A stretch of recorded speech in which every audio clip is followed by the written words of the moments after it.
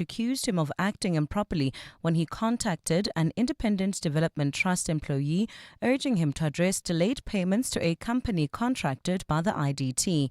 The EFF said McPherson had improperly bypassed IDT governance structures and suggested possible collusion with the service provider. But the public protector found that McPherson complied with Treasury regulations regarding payment to service providers and that he acted within his role as shareholder representative of the IDT. The Public Protector's report vindicates my actions to stabilise and reform the IDT so that it can fulfil its mandate of delivering social infrastructure to communities across South Africa. As I said when these complaints first emerged, I will not be deterred from restoring good governance and accountability within the Department of Public Works and Infrastructure and its entities. We move to the courts where a taxi owner from Soweto has been accused of orchestrating the murder of Warwick Stock, popularly known as DJ Warris. Victor Majola is applying for bail in the Johannesburg Magistrates Court. He was arrested on December 22nd, 6 days after Stock was shot several times and killed in Johannesburg's CBD. Arun Singh has more. Testifying in a bid to oppose Victor Majola's bail application, the investigating officer in the murder of Warwick Stock claims Majola was there on the day Stock was killed. Captain Abe Montwedi of the Gauteng Provincial Investigation Unit told the court that Majola can be seen on CCTV footage with the shooter about 45 minutes before Stock's murder. Stock was gunned down outside a hijacked building called Zambezi House in Joburg CBD. Montwedi further revealed that Majola's girlfriend was one of 6 people who lived in Zambezi House that Stock had applied for a protection order against. Majola's girlfriend, only identified as Slengiwe, is allegedly part of an informal committee at Zambezi House that had been collecting rent from tenants and not paying the landlord. Arun Singh, Eyewitness News. The Gauteng government has praised the improvement in the performance in township schools, saying the gap with suburban schools is being closed. The province is celebrating its top achievers and its performance of 89.6%, making it the province with the third highest pass rate. The country's top performing district is also in Gauteng, in Johannesburg West. Khomotso Modise has more. Township schools have featured prominently in the Gauteng top schools this year, with several top achievers in subjects including business studies, life sciences and physical science. But both Education MEC Matume Chulwane and Gauteng Premier Panyaza Lesufi have drawn a particular comparison between Hoërskool Menlo Park, a suburban school, and Lufereng Secondary School in Soweto. Menlo Park got 98.5% in terms of bachelor passes. Lufereng, from a township, got 98.4% of bachelor passes. What this demonstrates is that we are ready now to have one equal education system in our country. Lesufi says this is a sign that soon the ground will be leveled between township schools, which are often non-fee paying, and suburban fee-paying schools. Khomotso Modise, Eyewitness News in Centurion.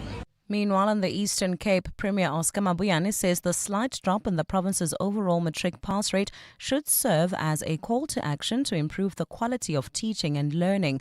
The Eastern Cape matric pass rate dropped from 84.98% in 2024 to 84.17%.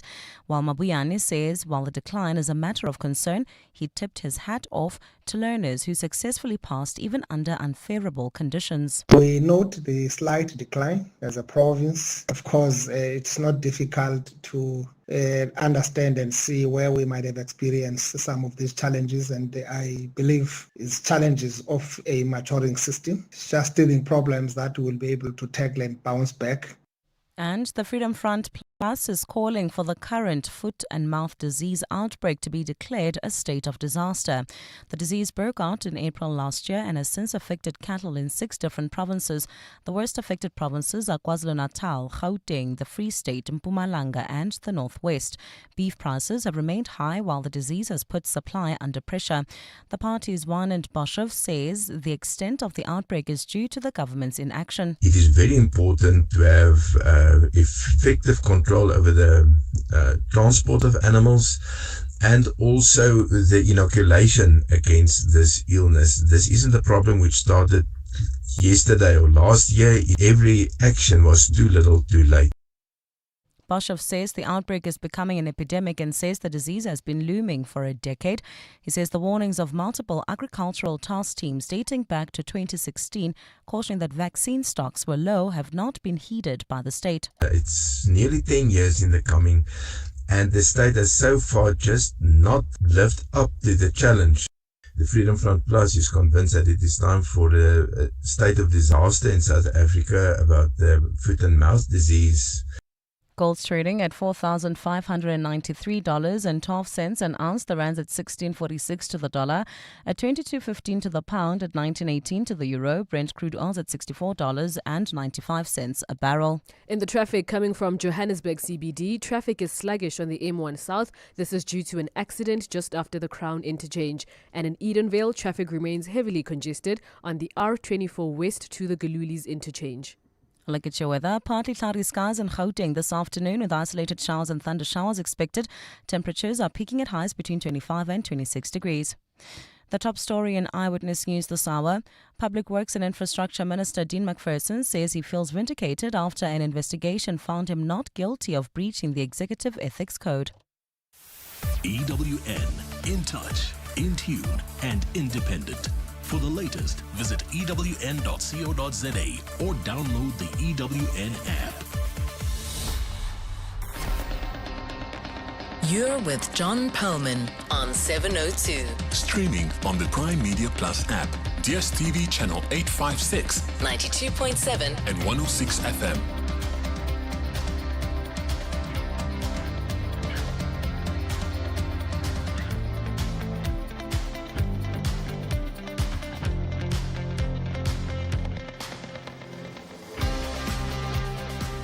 .702 Afternoon Drive with John Perlman is proudly brought to you by Telkom Business. Possibility begins here. Good afternoon, everyone. It's 8 minutes past 3 on Tuesday, the 13th of January. This is 702 Drive with me, John Perlman. Wherever you're listening to us in 702 land, welcome to the show. Hope you had a great weekend. Hope the new week is off to a good start. As we digest the overall numbers from the matric class of 2025, we'll spend some time, as we did yesterday, with a couple of learners who have truly shot the lights out. More on that after 4. In other stories, would making alcohol substantially more expensive help reduce the harm that alcohol abuse is doing in our country? We'll talk to Professor Sue Goldstein of the South African Medical Research Council, who believes, yes, it would, and believes we need to act now. But what do you think? Give us a call on that on 072 702 1702 and 011 883 0702. We'll talk to the Prof at 10 to 4. The man accused of involvement in the murder of DJ Waras, Warwick Stock, is currently applying for bail. More on that shortly with EWN reporter Oren Singh, who you heard a moment ago. And Eskom is beginning the new year with a healthy surplus of generating power. What difference is that going to make to you and me? And can this be sustained? More on that after 5. On the markets, the all shares taking a breather today after a strong day yesterday, down by just 150 points in spite of a 0.5% rise in the industrial index. Thungela down by 5%, Datatec by 2.3%, Standard Bank is off by 2.2%. On the upside, Alphamin is up by 9.4%, Sappi by 2.6%, and Telkom by 2.2%. The rand has slipped a bit, currently trading at 16.44 to the US currency. Nothing major, that's just 3 cents in the last 24 hours. A euro will set you back 19 rand 18. 22 rand 14 will get you a pound. The oil price, Brent crude, is up by 78 cents and currently for sale at $64.95 a barrel. Stephen Critters joins us with all the market news at 25 past 4. We'll have sport with Tolakele Mganga. Maki Mulapo has the very latest news headlines, and Khomotso Munya is keeping an eye on the roads. This is 702 Drive. We're live in the place where you live, and if it's happening in 702 land, you will get to hear about it here first. Of course, if there's stuff that you see or hear or know about or understand better than we do, please do get in touch on 072 702 1702 or 011 883 0702 072 702 1702. That's either for text or for a WhatsApp voice note if you like. It's 11 minutes past 3. 702. Let's walk the talk. So lots of things to ask questions about, lots to talk about, and of course, lots to think about. Sometimes what we throw out for you to give us your views on is fairly random. Today's, like yesterday's, not entirely out of the blue or simply popping into someone's head, but prompted by all the conversation about both the individual success achieved by matriculants, but also the large-scale numbers, the indicators of whether our education system is working as well as it should or not. So the question I've got for you is really quite a simple one, but I bet the answers are interesting. Did you know what you wanted to do when you finished matric? Now, yesterday we interviewed two outstanding learners, one from Red Hill and one from St. Benedict's College, and both of these young men knew exactly what they wanted to do, both moving into different parts of the engineering world. Pretty clear, though, about what they wanted to do next. How about you? Finished matric, I have to say, I had no real idea of what I wanted to do. All I knew is that I wanted to learn and study more and come across interesting ideas, but I hadn't given much thought to how I was going to turn this into earning a living. All of that would come a little bit later, although part-time jobs came pretty quickly, as I soon realized what being independent actually involved.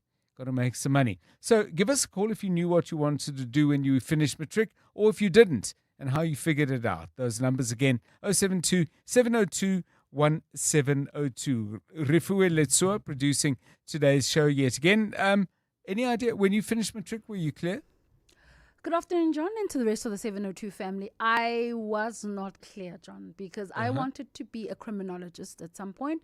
Then I wanted to be, I'm about to judge myself for saying this out loud, a clown to entertain kids. Okay. Yes, I thought that, yes, a clown, part of kids therapy. So I wasn't really sure. And then I studied politics for a year. Then I went into journalism. But I wasn't crystal clear. So what happened to the criminologist idea? Because, I mean, there would have been a set of subjects that you would have pursued. There would have been some courses that you could actually have done. Why did you bench that?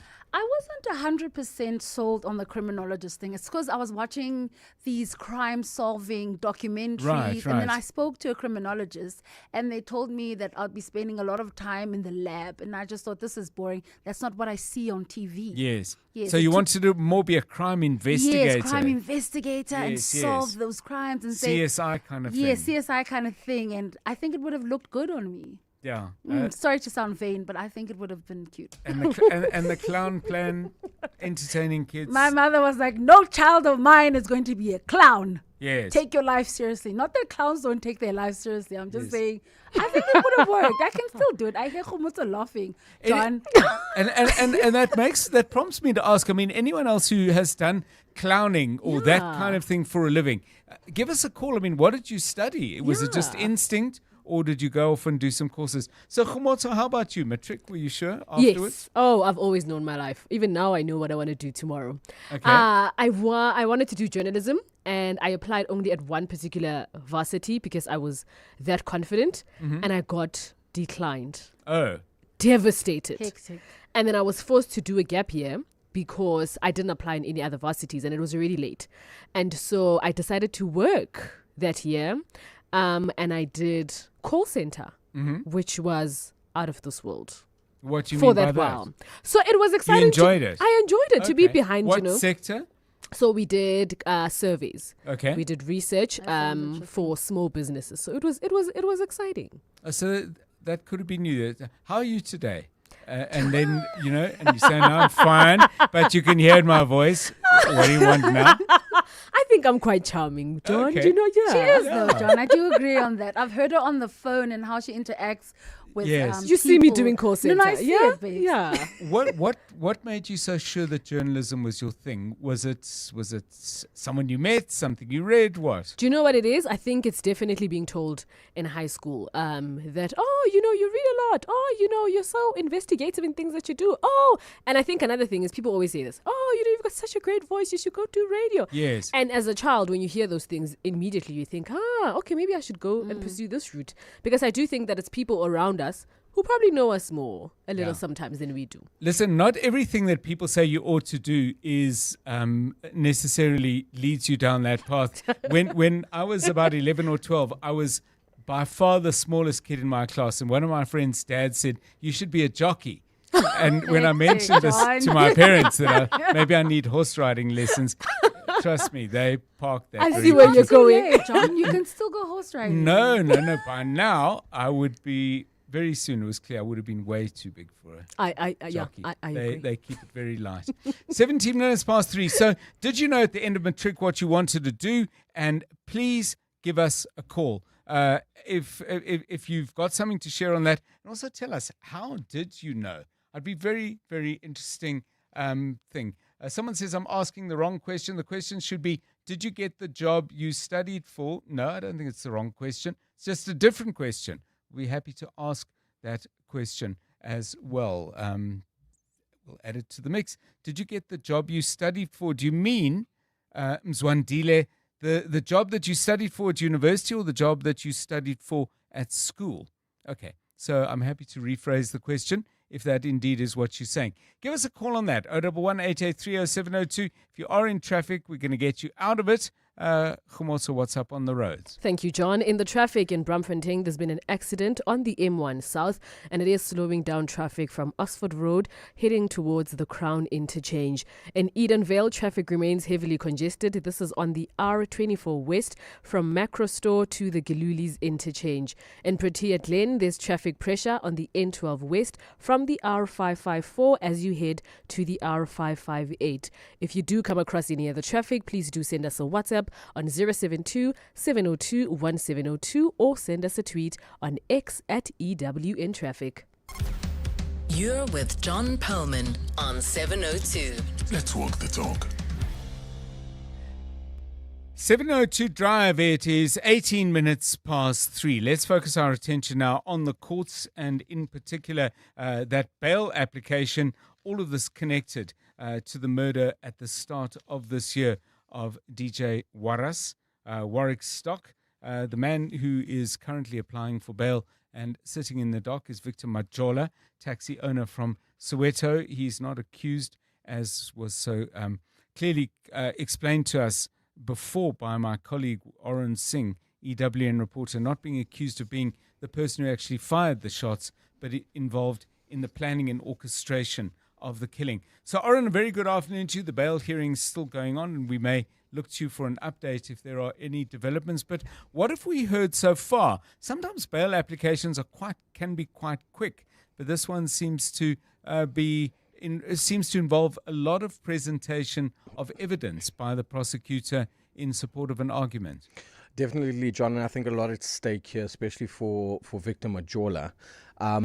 Bail applications are relatively quick. It's relatively up and down and essentially out the door with it. But we saw the investigating officer take the stand this afternoon, to bolster the state's case as to why Victor Majola should not be granted bail. And interesting stuff coming out from Captain Montwedi. His testimony before the court, claiming that Victor Majola is the man who orchestrated everything regarding the murder of Warwick Stock. He was there on the day. He's seen in CCTV footage pointing out Warwick Stock to the shooter. He's allegedly sitting with the shooter 45 minutes before Warwick Stock is murdered, and him and the shooter are talking. So this is what the investigating officer is alleging, that Victor Majola is a key player in this murder investigation, and that he was also found, and I'll bring the listeners up to speed, because last week when we touched base, exactly a week ago, John, on Tuesday, I told you about possible things in breach of the Poppy Act. Yes. And that came out today. So Victor Majola was found on his phone when he was arrested with personal information that related to Warwick Stock. This included vehicle registration plates and papers related to the vehicles that Warwick Stock was driving, as well as his home address, as well as that of his business partner and vehicles belonging to his business partner. This information was forwarded to Victor Majola by his girlfriend, And funnily enough, his girlfriend is a tenant in the building that Warwick Stock was safeguarding, if we could put it that way, called Zambezi House in Joburg CBD. So my understanding is part of the context, and this is based on the report you filed a bit earlier with Marky. I'm sure there are updates in later bulletins coming our way, that there was a dispute going on there, and that this is crucial to the background, and that indeed Victor Majola's girlfriend was very much involved in this dispute. Set that out for us, particularly for people who might not have heard you earlier with Marky. So in July last year, Warwick Stock was contracted by the owner of this building. It's a hijacked building in Joburg CBD called Zambezi House. He's contracted through his company Imperium Ops to go in, audit this building, find out how many people that are living there. The tenants are not paying rent to the landlord, but are sort of paying rent to a third party, a committee that's been formed with inside this building. One of those people that's allegedly part of this this committee is a lady we only know as Hlengiwe, Victor Majola's girlfriend. During the process of auditing and trying to safeguard and move people out that are not paying rent, Warwick Stock is allegedly threatened by several individuals within this building, specifically 6 people. On the Friday, he was murdered on a Saturday, if I'm not mistaken. Mm-hmm. On the Friday, he went to court together with these 6 people to open up or apply for protection orders against these 6 individuals.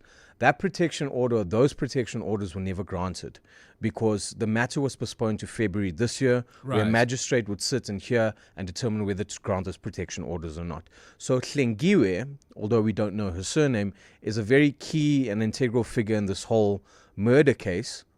And despite her playing an important role, as what police and the state tell us, she was arrested, but she was let go. Mm-hmm. And the state never enrolled charges against her. So that points to either one of 2 things, John. They absolutely had nothing against her. Or number 2, she's looking to turn state witness and supply them with information. And part of the agreement is, we won't charge you on this, but you give us information and intel. Just to flesh out the picture a little bit more in a different direction, or an Imperium Ops. So they obviously, someone whose building has been hijacked, contracts them. You've told us one part of what they do. Let's just find out who's living there and on what kind of terms and with what sort of arrangements. Is that the extent of what the company did, or were they actually involved in either negotiating with tenants or actually trying to get them out? So Imperium Ops is a company that's Warwick Stock was a director and was part of. As far as I understand, John, they would do various things around security. The transportation of VIP celebrities to and from events. They would assist in security operations when it comes to hijacked buildings. But I believe that this is the first sort of gig or job that they took on as a company, and Warwick himself, to assist a hijacked building owner to try and get the people that are behind the hijacking of this building out and find out who are those that are there that are legitimately paying their rental on time to the people they're supposed to be paying their rental to. Okay, well, the matter is still underway in court. Oren will head back and keep up to date on anything, and there'll be updates, I'm sure, in Marky's bulletins throughout the show. If you haven't listened to us before, news headlines on the half-hour, full bulletins at the top of every hour. It's 25 minutes past 3. Drive Home with John Perlman on 702. Let's walk the talk. One of the other stories in that bulletin, by the way, was Minister of Public Works Dean McPherson commenting on the fact that the Public Protector has cleared him around a complaint lodged by the EFF, this in regard to actions he took at the Independent Development Trust. Of course, what's not coming out in that, and we think is really crucial to revisit, is what is it exactly that happened at the IDT that prompted the minister to intervene in substantial ways. We'll reset that particular clock and find out what's happened from the beginning of the expose. We'll do that with the journalist, independent freelancer Yeshil Panchia is joining us a little bit later for that. That's at 12 minutes past 4. You're with John Perlman on 702. Right, let's go down to Parliament now. The National Assembly's first order of business is to deal with something that you might recall last year became a massive problem, budgetary matters. Now, this obviously isn't the main budget. That will be coming up at the end of February, and 702 will be there to cover it line by line. But there's the matter of the medium-term budget and some other financial stuff as well. Parliament is going to address this. What do they need to do, and why does it matter? Lindsay Dentlinger, EWN parliamentary reporter, joins us on the line from Cape Town. Lindsay, Happy New Year to you. Hope 2026 is a good one. National Assembly about to get busy. Tell us exactly what they're going to be doing, and as I said, why is it so important? Good afternoon, John. Well, we don't usually see the National Assembly come back to the House so early in the new year, but as you've explained, the delays in passing the main budget 2025 last year had the knock-on effect of also delaying the tabling of the medium-term budget, and usually that gets wrapped up before the end of the calendar year.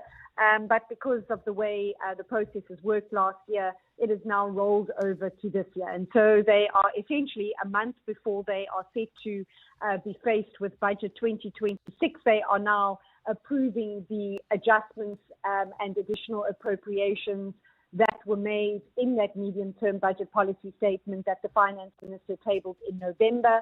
And one of those bills that it is having to deal with today is having to approve the allocation of 754 million rand to the Health Department to plug the gap that has been left by the US putting the brakes on its PEPFAR funding, which is the funding that it has for years provided to South Africa to assist in our HIV/AIDS testing and treatment programs.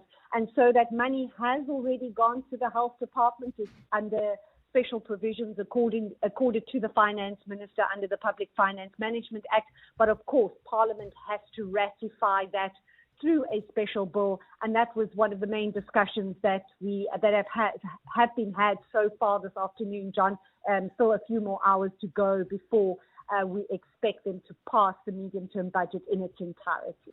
So, Lindsay, I mean, what's your sense of it? Because budgets have been hugely divisive of the National Assembly before. They've also kept the courts busy, as people will recall all too well, and there had to be a complete do-over before we finally had our main budget. Your sense in the House, is it calmer? Is there perhaps less division than we've seen before? Maybe a bit, John. Earlier this morning, they started off debating some technical amendments to taxation laws, and the opposition parties and the parties within the GNU making it quite clear, John, that they're not going to tolerate any further taxation of ordinary cash-strapped South African citizens in any form. And so I think they've laid down the gauntlet ahead of next month's main budget, and the very issue that we saw the budget being delayed for several months, as you will recall, a VAT increase was proposed, and then outright flatly refused, and which landed in the courts. And so while they were debating technicalities to the taxation laws, political parties making that very clear. There is, of course, still that push for other forms of taxation. We've heard from the opposition parties, such as the EFF and the MK party, still insisting that there be more stringent measures to tax the wealthy. And then they've also, again, been repeated calls from parties like Bossa and Rise Mzansi, who want to see more taxation on online gambling, for example. But we do see today that the Deputy Minister of Finance, the DA's Asher Sarapin, he's interestingly responding to a lot of the debate on the various bills that make up the budget today. And he has been really praising Treasury for the work that it's been doing so far in drawing up the budgets, and pointing out that, in his view, some of the opposition parties, he says, are very misguided about the way in which they think Treasury is working and the kinds of policies that they are trying to put in place. Thanks so much, Lindsay Dentlinger. So no punches thrown, but some flexing of muscles, maybe a little bit of shadow boxing as well. It's important stuff. I know it's very early in the year. I know the major budget is some days away. That'll be towards the end of February. But if we rewind the tape on what went wrong this year, it was in this period when stuff was being discussed and positions were being taken and debated and contested that a lot went wrong, which is why we wanted Lindsay's update today, a good scene setter. We'll watch this closely in the coming weeks. It's 29 minutes to 4. Right, let's get the very latest eyewitness news with Maki Mulapo. Palapala is back in court and back on the political battlefield. Maki with the details. Good afternoon. Thanks, John. Good afternoon.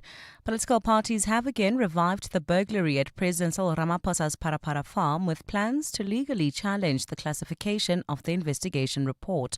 Action SA says it has already begun preparing legal papers to challenge the decision of the Independent Police Investigating Directorate to classify its report into the conduct of the Presidential Protection Unit members as top secret. MPs have also slammed the Constitutional Court for delaying delivering judgment on the EFF's challenge of the Section 89 panel report, which found prima facie evidence of misconduct by Ramaphosa. Babala Ndenze has more. Action SA says its decision to legally challenge the classification of the IPID report follows an appeal filed last month, which was ignored by the police watchdog. Action SA National Chairperson Michael Beaumont says the public protector has already deemed the conduct of the PPU members to have constituted an improper and unauthorized investigation. Action SA's legal papers will challenge the constitutionality of the cabinet policy that allows for a wide range of state actors to classify a report of this importance as top secret. Meanwhile, ATM MP Vuyo Zungula told the National Assembly today that the Constitutional Court has failed by not delivering judgment on the EFF's own review application. A year-long delay on a matter in this serious is not just a legal issue, it is a constitutional failure. Action SA says it will challenge the rationality of the decision to classify the IPID report as top secret and ask the courts to compel IPID to hand over the report to Action SA. Babalo Ndanza, Eyewitness News. Basic Education Deputy Minister Dr. Regina Mhaule says a lack of resources at schools cannot be an excuse for poor performance, pointing to the KwaZulu-Natal's pass rate. Mhaule addressed the provincial matric 2025 results at the Durban ICC earlier today. She says with the province having obtained 90.6% matric pass rate despite a lack of resources, it should be used as an example. The Deputy Minister also admitted that the department is aware of the challenges but did not mention any interventions. Other provinces will say they have minimal resources. Now you don't have resources. And you cannot now come and complain about not having resources. We did not perform because we don't have. We know you don't have. We know that the province is operating gaps, including in schools. Teachers are not appointed. Grade R teachers are not paid. We know.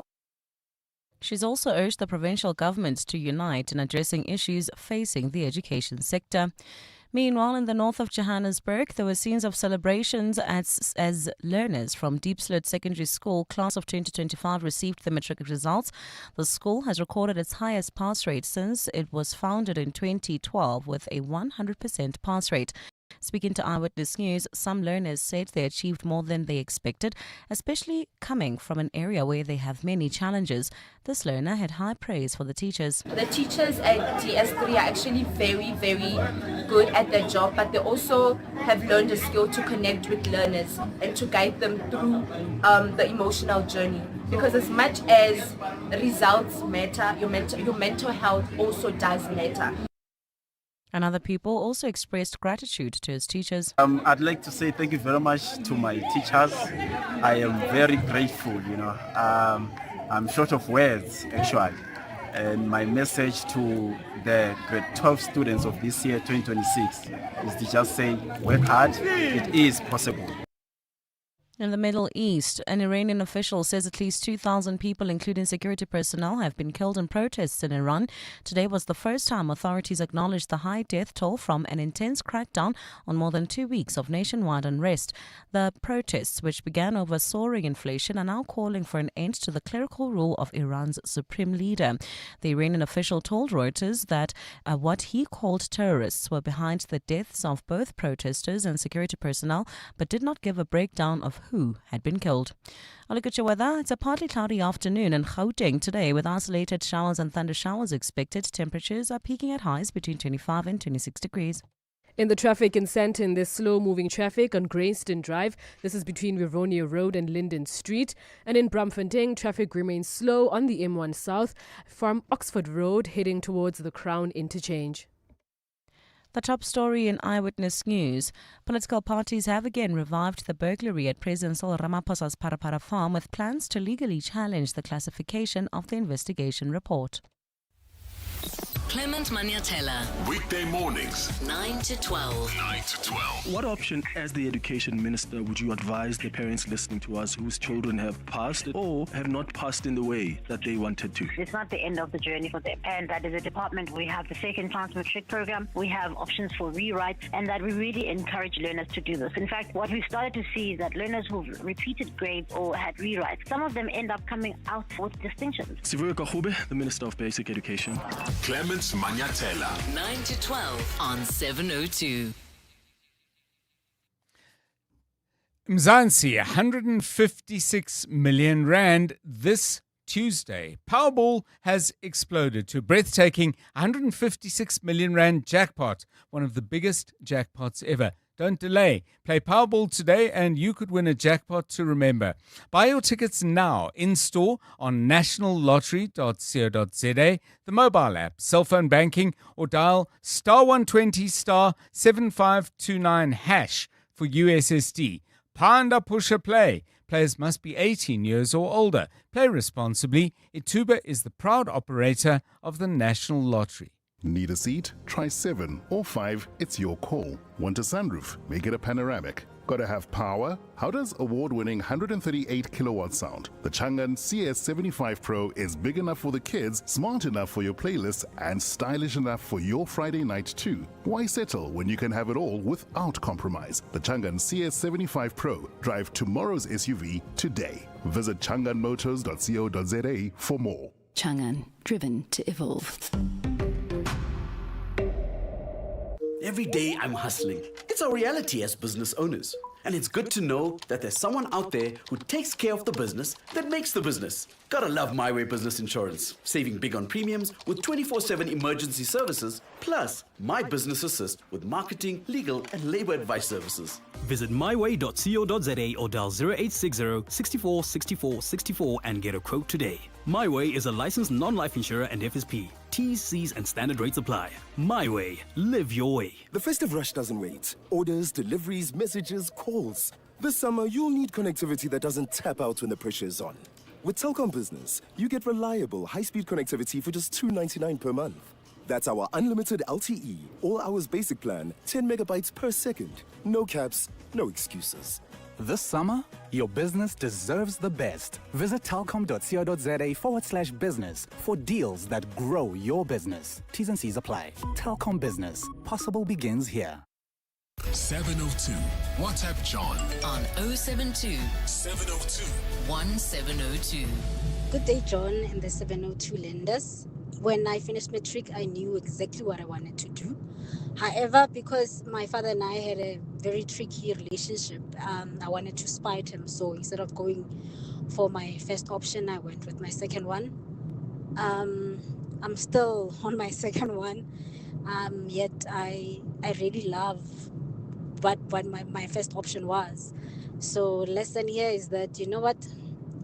Don't do anything just to spite someone, even if it's your father. Thank you. Hi, John.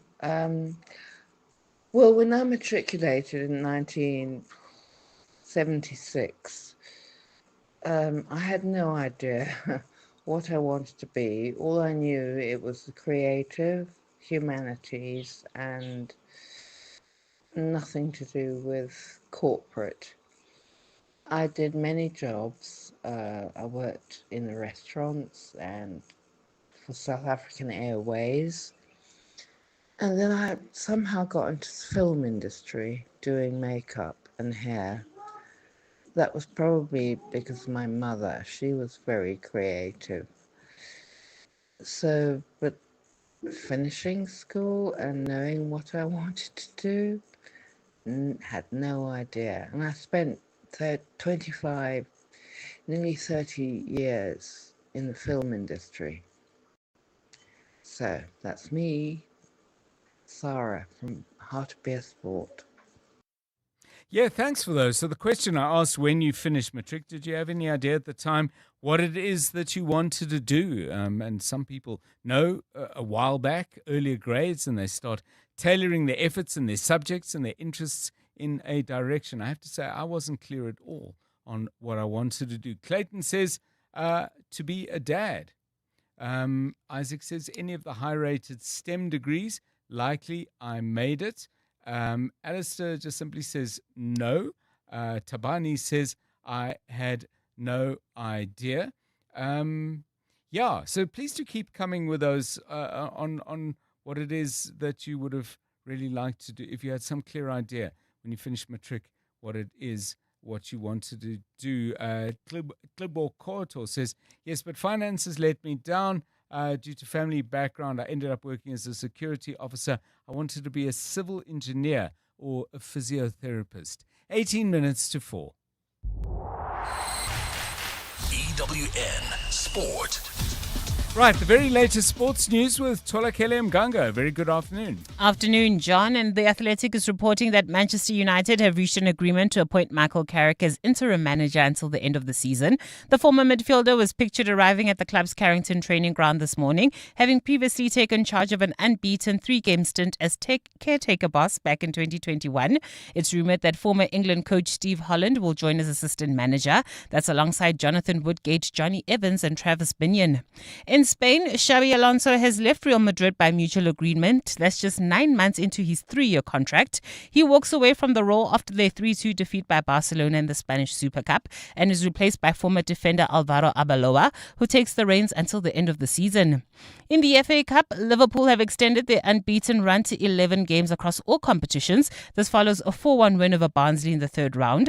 It's only the second time this season that the Reds have won a game by a 3-goal margin, and Arne Slot believes that the win could have been even more emphatic if his forwards were more clinical. We make it difficult for ourselves in moments like this, and not only for ourselves. I think again there were 60,000 fans tonight showing up, supporting us, and I would have loved, and the players would have loved to give them probably not a 2-1 waiting till the 83rd minute before it's 3-1.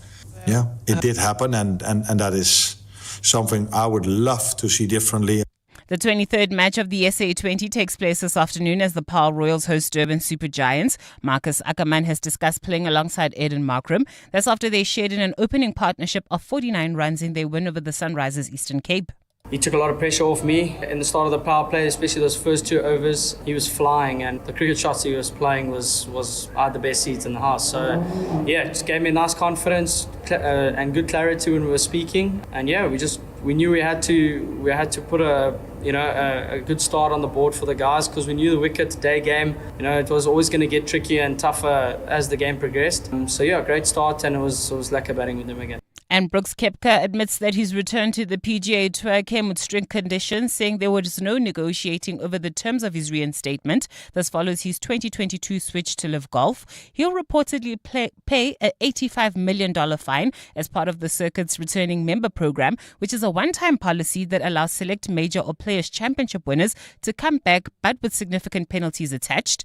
This means that Bryson DeChambeau, John Rahm and Cameron Smith are the only other LIV players who meet the PGA Tour's performance-based criteria for reinstatement under the program. Tolakele Mganga, Eyewitness News Sport. EWN Traffic. Okay, back onto the roads we go. Khumotso Munyai keeping an eye on whether there are any traffic jams building up. traffic lights, etc., etc. What do you got? Good afternoon. Thank you, John. We'll start in Sandton. There's slow-moving traffic on Greyston. This is between Rivonia Road and Linden Street, and it is due to road works. If you are leaving four ways and coming to Sandton, there's bumper-to-bumper traffic on the N1 South. This is approaching the Betlu interchange. In Braamfontein, there's been an accident on the M1 South, and it's causing some delays from Oxford Road heading towards the Crown interchange. And lastly, in Edenvale, traffic is heavily congested on the R24 West. This is from Macro Store to the Galulis interchange, so expect some delays there. Likewise, if you come across any other traffic, please do send us a WhatsApp on 072-702-1702 or send us a tweet on X at EWN Traffic. There's more EWN on air, online, and on the EWN app. You're now listening to 702 Afternoon Drive with John Perlman. Brought to you by Telkom Business. Possibility begins here.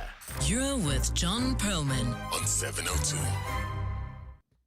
702 Drive, it's 14 minutes to 4. What did you want to do? Did you know what you wanted to do at the point when you finished matric, passed? The world is ahead of you. The next chapter is beginning. Did you know what you wanted to do? Josie says, actually it's Josie, sends us this on 072.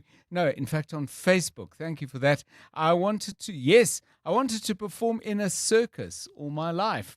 I found the bright lights fascinating, but when I discovered I had to sleep in a caravan, I changed my mind there and then. I joined an airline and stayed overnight in fancy hotels, which had some of the best views when sitting on the toilet. Okay, from a circus to flying through the sky. What are your stories? 0727021702. Tolakele, how about you? You finished matric. New year is beginning. New chapters about to be written. Were you absolutely clear about where you were headed? Kind of. I knew I wanted to be a sports journalist because the thought of having to watch sports and then write about it was like the greatest thing. Right. I just, in my head, for me, being a print journalist was the ultimate thing because we bought the Sunday paper. My dad subscribed to during the week papers. So we used to sit around as a family, go through the newspapers. And I was like, that's the ultimate thing. When I went to Wits, I was like, that's what I'm going to do.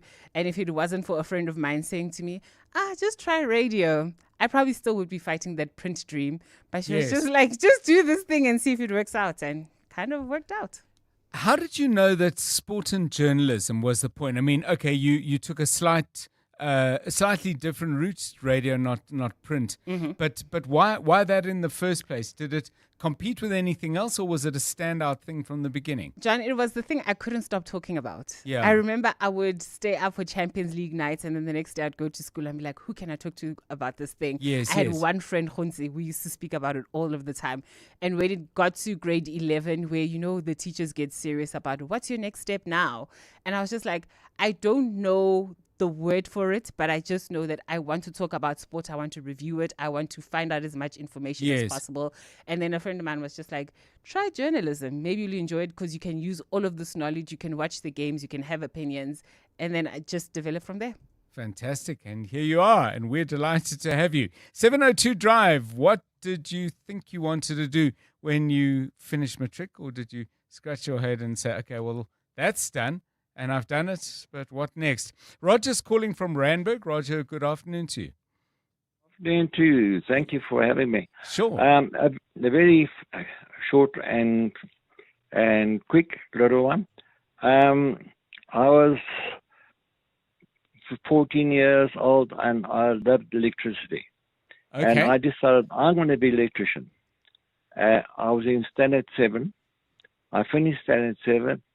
I went to Standard 8 and I said, this is not for me. So I bailed out of Standard 8. I ended up with a apprenticeship with a very big company. And I did my apprenticeship, passed my trade test, and eventually I landed up as site and service manager with a very big company. Yeah, so massive responsibility. I mean, electricity well beyond the scale of what originally sparked your interest. No pun intended. No, absolutely. It's I need trouble. I only worked for 3 bosses in my entire life. Okay. And they we were all one-man businesses. So you were there to work. You weren't there to learn. Thank you so much, Roger. Always wanted to be an electrician, ended up being one and doing very well and following a passion that started at a young age. How about you? When you finished matric, did you know what it was that you wanted to do? Give us a call on that on 072 702 1702. It's 10 minutes to 4. Drive Home with John Perlman on 702. Let's walk the talk. Well, there's an issue taking shape that I think is going to inspire a fair amount of debate and discussion over the coming months. 3, 6, I don't know the timeline, but what's prompted it is Treasury is, we understand, considering increases to excise duties. That's a duty that is paid for alcohol production and sale. And the goal, they say, is to reduce excessive drinking. There's pushback on that, saying this won't necessarily make any kind of difference. Yes, it'll bring in more revenue to Treasury, into SARS, but what it will do is that more and more people will move towards an illicit alcohol market. So what do we know about the implementation of similar moves in other countries, and what indeed do the numbers tell us about alcohol-related harm in South Africa? Professor Susan Goldstein is at the South African Medical Research Council Centre for Health Economics and Decision Science, and is with us now on 702 Drive. Prof. Goldstein, welcome. Compliments of the new year to you. Alcohol and its cause of social harm in South Africa. What do we know about the numbers and how are those measured? I've seen the phrase used, alcohol is linked to about 62,000 deaths a year. That's come out from the SAMRC. What do you mean by linked? Good afternoon, John, and to the listeners, and thank you for having me. What we mean by linked is that alcohol causes harm in a number of different ways. Right. So, for example, it causes cancer. It causes various kinds of cancer. It causes liver disease. It causes a whole range of health problems. But it also causes traffic accidents, domestic violence, a lot of interpersonal violence. So a lot of those things are included in those 62,000 deaths, which are attributed. They say it attributed to alcohol.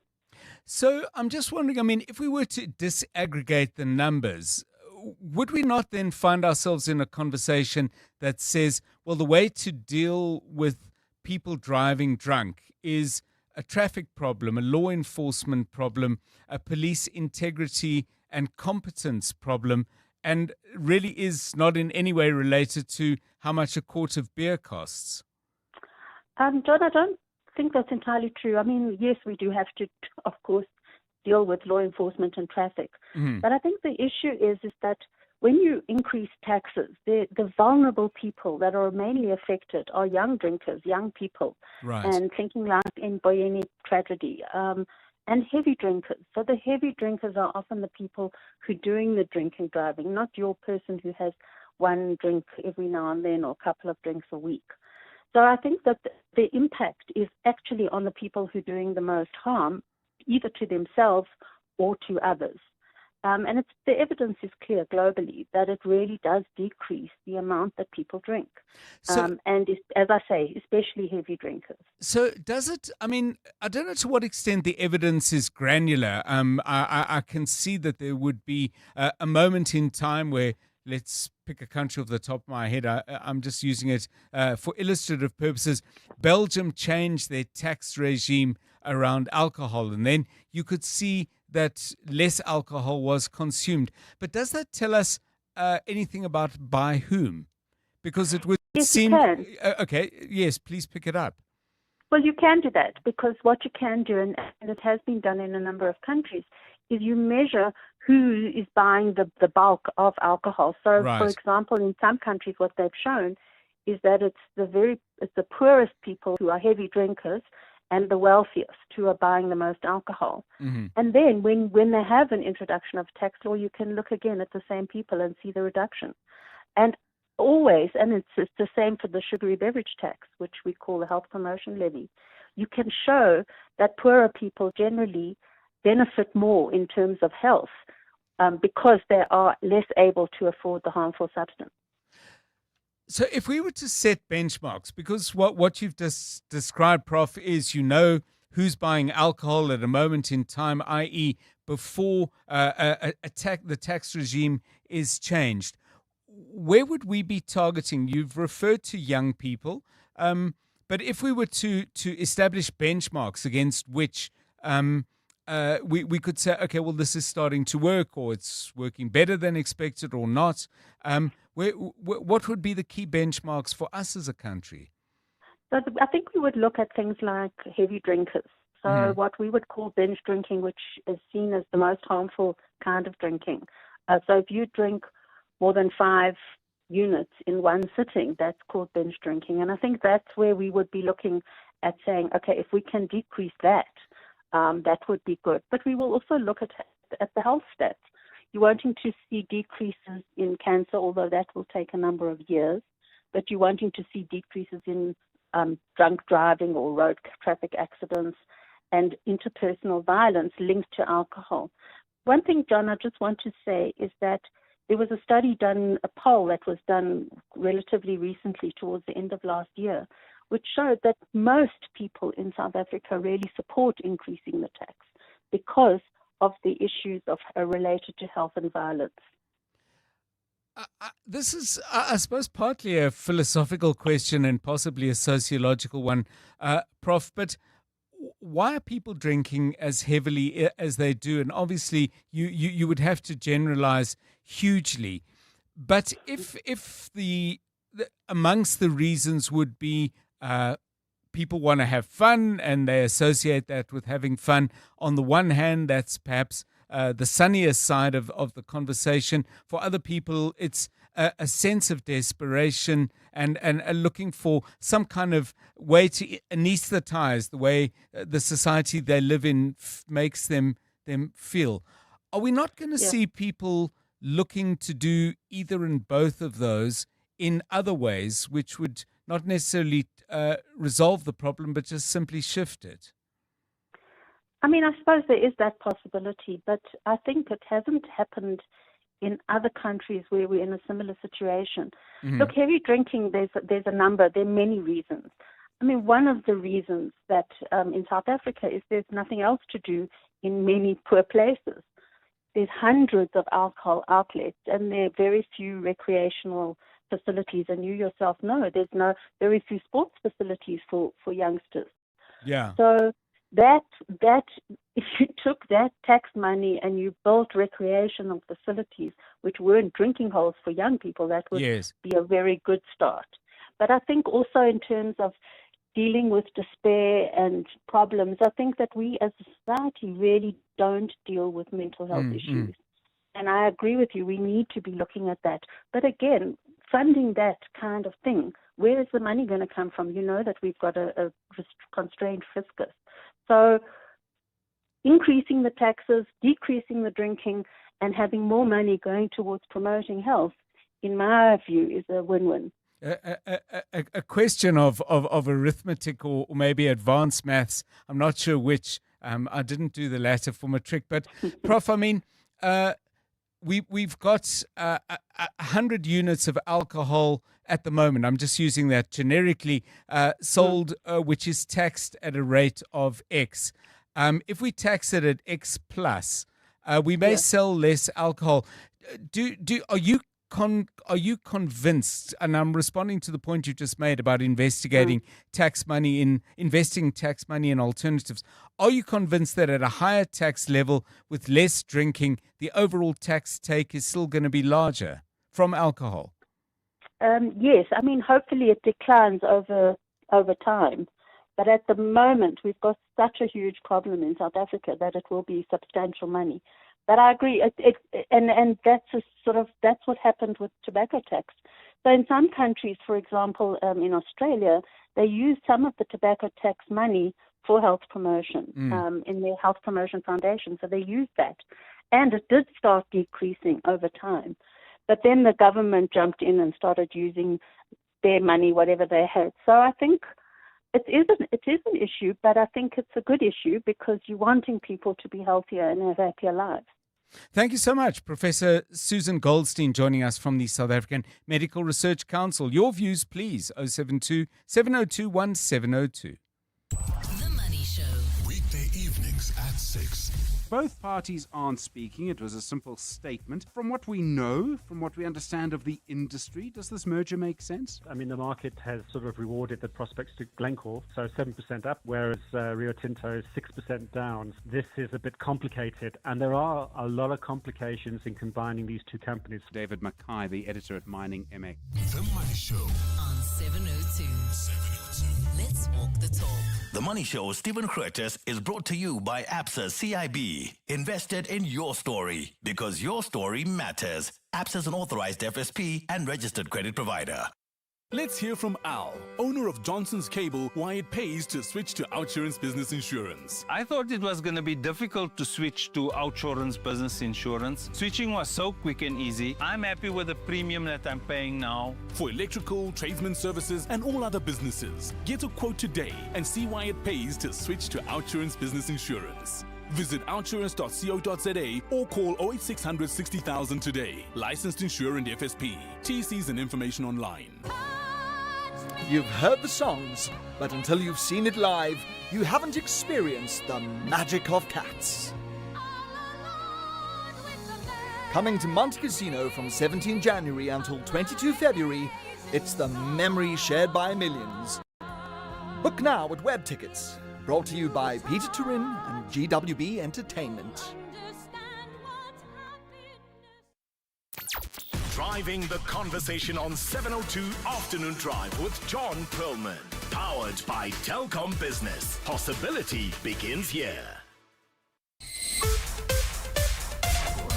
This is EWN. More details emerge in court around DJ Warris's murder and Uganda to shut down the internet during Thursday's elections.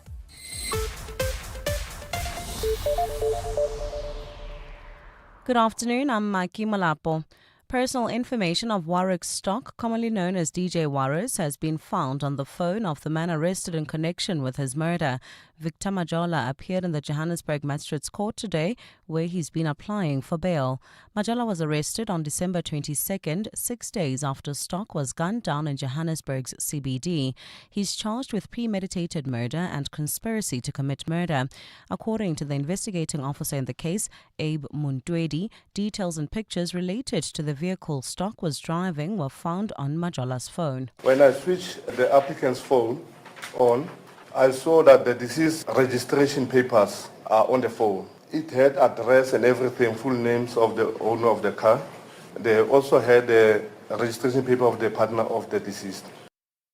Muntwedi says Majola's girlfriend, only known as Hlengiwe, and who stock had applied for a protection order against prior to his murder, was the one who sent Majola all of the info. Then when I checked the lady's phone, I saw that she is the one that forwarded the pictures to the applicant. We move to the National Assembly, where opposition parties are calling on government to hire unemployed medical graduates in a bid to improve healthcare services and avoid a decline in HIV/AIDS testing.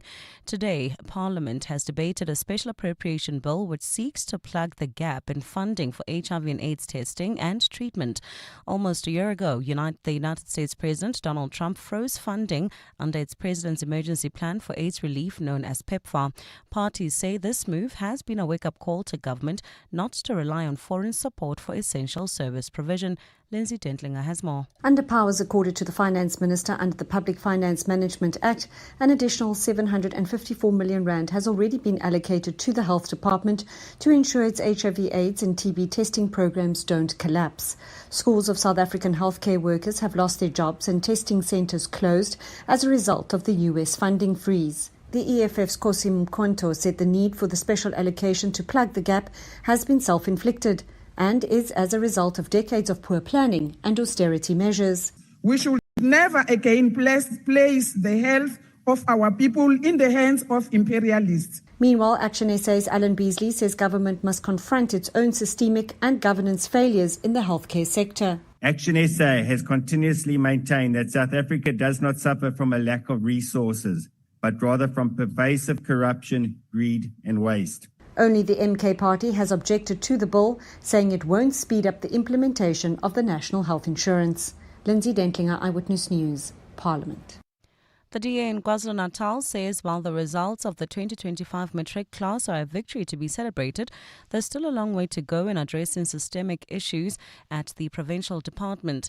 Thousands of people are currently gathered at the Durban ICC to celebrate the outcomes, and with the 2026 academic year already underway, the DA says it will begin oversight visits in areas of concern. Nhlanhla Mabasa reports. While the education department in the province has a lot to celebrate with the 2025 outcomes, it still has challenges that continue to affect its running. Issues of infrastructure at schools, among others, remain a concern, straining teaching and learning. DA spokesperson on education, Sakile Mngadi, says the issues are no surprise. A lot of what's happened within the Department of Education is inherited. It comes from, years of austerity, huge budget cuts. I think if you equate the budget cuts for the past 5 years, it goes up to 26 billion. That's been drained from the education fiscus. And so we're seeing these problems playing out. He says there has been a number of complaints since schools reopened yesterday. As we speak, stationery hasn't been delivered to a lot of schools in the province. Mngadi says they will urgently be looking into all concerns raised. Nhlanhla Mabaso, Eyewitness News, Durban. And news agency AFP has reported that Uganda will shut down the internet ahead of Thursday's elections. Earlier today, Ugandan President Yoweri Museveni held his final campaign rally in the capital Kampala in a grand show where most international media were blocked from covering. The 81-year-old leader, who has held power in the East African nation for 4 decades, is widely expected to win elections on Thursday due to his total control over state and security bodies. Campaigning has been marked by violence and intimidation, with international monitors describing increased repression in the run-up to polls, including hundreds of arrests of opposition supporters. Gold's trading at $4,612.66 an ounce. The rand is at 16.40 to the dollar, at 22.10 to the pound, at 19.14 to the euro. Brent crude oil is at $65.15 a barrel. In the traffic in Protea Lane, there's traffic pressure on the N12 West from the R554 to the R558. And in Edenvale, traffic is heavily congested on the R24 West from Macro Street to Macro Store to the Giluli's interchange. In your sport, Orlando Pirates confirmed the signing of Marumo Gallon's duo. Newcastle United looking to make the most of home advantage against Manchester City. And Alyssa Healy to retire from cricket after India series. Look at your weather. Partly cloudy skies in store for Gauteng tomorrow with isolated showers and thunder showers expected. Joburg will drop to overnight lows of 15 degrees and peak at highs of 26. Pretoria is at 17 and 28. Vereniging's at 16 and 29 degrees. The top story in Eyewitness News this hour. Personal information of Warwick Stock, commonly known as DJ Warris, has been found on the phone of the man arrested in connection with his murder. EWN, in touch, in tune, and independent. For the latest, visit ewn.co.za or download the EWN app. 702. Drive home with John Perlman. John Perlman, 3 to 6 p.m. on 92.7 and 106 FM. Let's walk the talk. 702 Drive, it's 8 minutes past 4. Hope you've had a good Tuesday. It's great to have you with us on the show. Coming up in the next half an hour or so, we're going to talk to 2 remarkable students who achieved 5 distinctions each in the National Senior Certificate. Looking forward to that conversation. I'm absolutely in awe of people who rack up that kind of academic achievement. We'll chat to Figile Masilela, who studied at Diepsloot Secondary, and Khumotso Meche joins us from Punogo Secondary School in Katlehong. That's coming up, as I said, at about 22 minutes past 4. Before that, we're going to pick up on, I suppose, the broader context of a story that was in the news bulletin a little bit earlier. Public Works Minister Dean McPherson has been cleared by the Public Protector over a complaint about his relationship to processes in the IDT, the Independent Development Trust, which is a state entity. What I want to go back to is the original issue that put the minister in the firing line, and that was his intervention after an expose done about a massive massive fraud in regard to the procurement of oxygen facilities in state hospitals. That is going to be with the journalist who originally exposed it. Yashil Panchia is my guest shortly to talk about that. We asked you a couple of questions about your life as you finished matric and awaited the next chapter. Did you know what it is you wanted to do? And we're getting quite a lot of people responding to the conversation we had with Professor Sue Goldstein from the South African Medical Research Council. This in regard to their backing for a much higher excise tax to be levied on alcohol products. Athol says, drunk driving is due to a lack of law enforcement. That is all. Higher prices will increase the illegal brewing and distilling, which is big right now. Liquor importers and brewers will lose out. Non-drinkers don't understand what drinkers' lifestyles are. Grow the economy, and that will bring in more money. That's just one view. Let's hear a couple of your thoughts on 072 702 1702. And if you haven't dialed in to tell us what you think, please do using that number. Brother John, I think when I was in grade 11, before I got to matric, I was so obsessed about studying at the UCT Skin and Hair Center, doing dermatology. I wanted so much to be a dermatologist, but when I got to matric, when I was about to finish matric, I then wanted to be a trauma counselor. After I finished matric, I wanted to be an engineer. I was so obsessed about Mercedes-Benz. Luckily, although I did not become an engineer, I landed a job working at Mercedes-Benz, doing sales. So working for the company which owns my dream car. It was nice. And then I ended up becoming an entrepreneur. Thanks for an awesome show. Something interesting here, the taxing of alcohol and the taxing of tobacco. Please look into what happens to our plastic tax, that money that we pay for a plastic bag every time. I mean, that must be millions of rands a year. And where does it go to? What's being done with that money?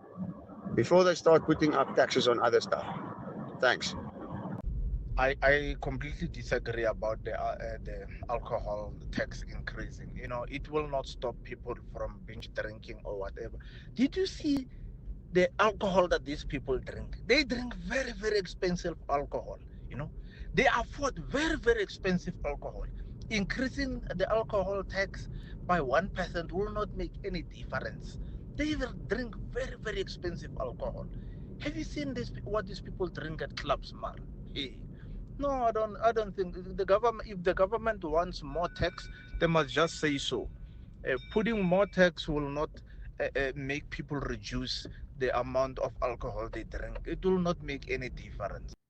Yeah, I mean, just on the last point, and I don't have a particular dog in this particular fight at the moment. I'm still weighing up my thoughts. But when you say these people, the range of people who abuse alcohol is very, very wide in our society. So yes, the description you've given of people in nightclubs buying expensive alcohol, yes, the tax won't make a difference. But there are people who earn very, very, very much less who are also struggling to deal with the amount of alcohol they drink, and the people around them are struggling to deal with the consequences of that. So I'm not persuaded by that as if this is a tax that will only affect one economic class in the country. I think it will have widespread effect, which is why people are arguing for it to be introduced. Keep those coming, please, on 011 883 0702. What did you want to do when you...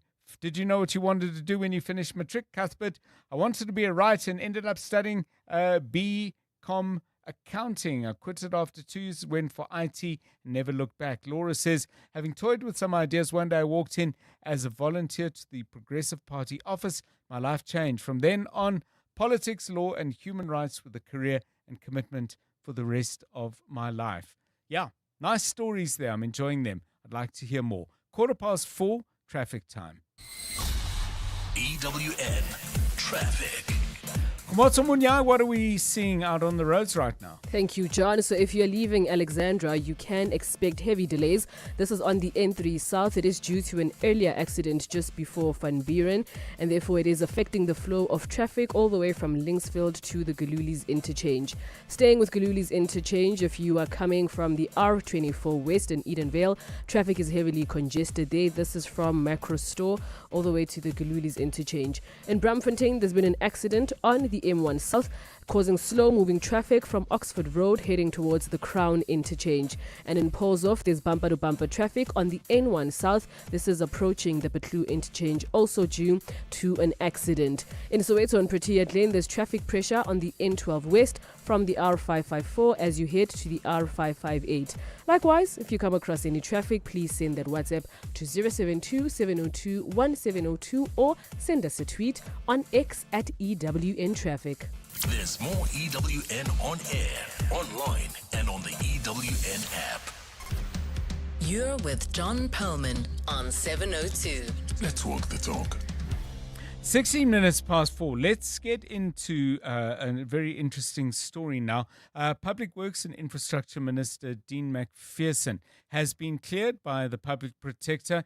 This after the EFF accused him and went to the Public Protector in this regard of blurring the lines, saying that he had contacted a trust employee querying delayed payments to a company that had been contracted to do some work at the Waterkloof Air Force Base. The allegations was that in doing this, he was committing fraudulent and criminal acts in that regard.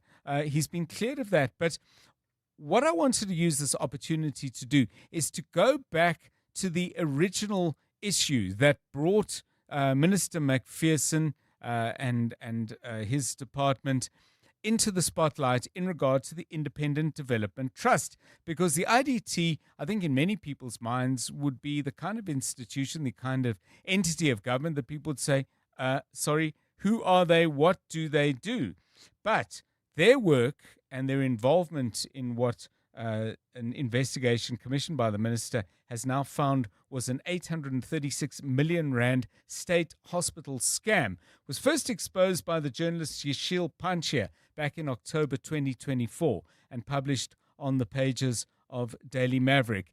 Yeshil Panchia is an independent freelance journalist now and joins us on 702 Drive. Yeshil, welcome and thanks very much for your time. I think we can park what the Public Protector found about the minister and get back to the basic business. What did you originally expose, which was subsequently confirmed by a forensic report that the minister had done by PwC, the auditing company? What exactly was going on that needed bringing out into the light of day? Good afternoon to you.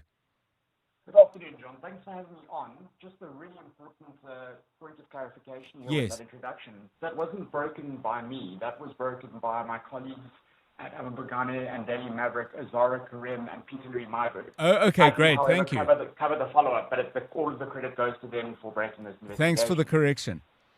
Thank you. At the core of this was an irregularly awarded tender for the procurement of oxygen generation units at state hospitals.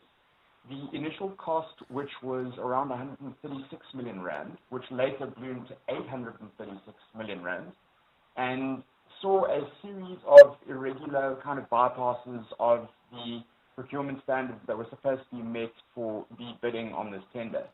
And that did point fingers at the IDT CEO as well, as Peter Louis and Zara Karim's investigation indicated.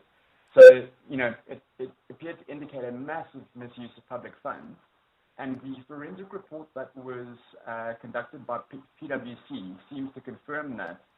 Yeshil, I'm sorry to jump in there. We've just lost you a little bit in terms of volume. I don't know if we can ask you just to... I don't know if we've lost Yeshil altogether now. Let's just get him back on the line. I was just starting to find him very, very faint at that point, and obviously we want to hear as clearly as possible his explanation. I think we've got him back. Yeshil, you were quite faint there. I don't know if perhaps we had you on speakerphone or something like that, but if you could do whatever you can to just lift the levels, please pick up from where you left off. Sure. Much better. Great. So it appears to be an irregularly awarded tender to two companies that was to some degree implicating the IDT CEO at the time, who's now suspended. And obviously this happened in part under Mr. McPherson's watch. And he has then, taken steps to basically appoint a new board and launch an investigation based on the forensic report that was conducted by PwC. So obviously some steps have been taken, something of a diversion, although I'm not sure that the public protector matter would have necessarily delayed anything that the Public Works and Infrastructure Minister was actually engaged with. Where do we stand now? We've got the head of the IDT suspended. Were full payments made to the two companies involved, or was money either recovered or held up? So full payments wasn't made in its entirety as far as I'm aware, but the bulk of the funds were allocated and paid out. And I mean, crucially, in one of these, one of the bid recipients didn't even have an office space or proper kind of facilities to be able to performing any of this work, which is what Peter Louis and Azara revealed. And where we stand currently is that the matter has been referred to the DPCI and the National Director of Public Prosecutions, but we haven't seen any movement on this. Now it's almost, I think, 6 months. The momentum seems to have definitely stalled.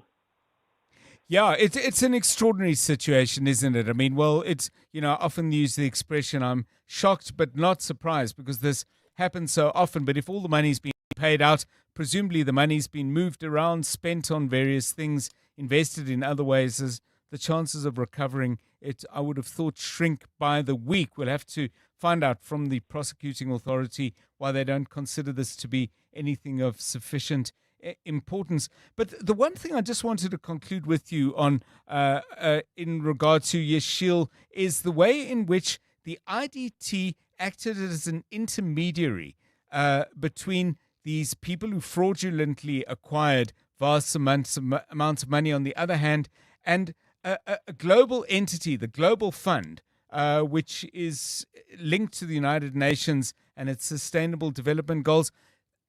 This to me actually compounds the gravity of this issue, because an international body, would have relied on a South African government entity to do the quality control on service providers.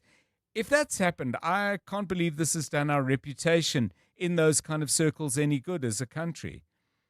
Definitely not. And we're at a particularly sensitive time with our, bilateral relations with the United States.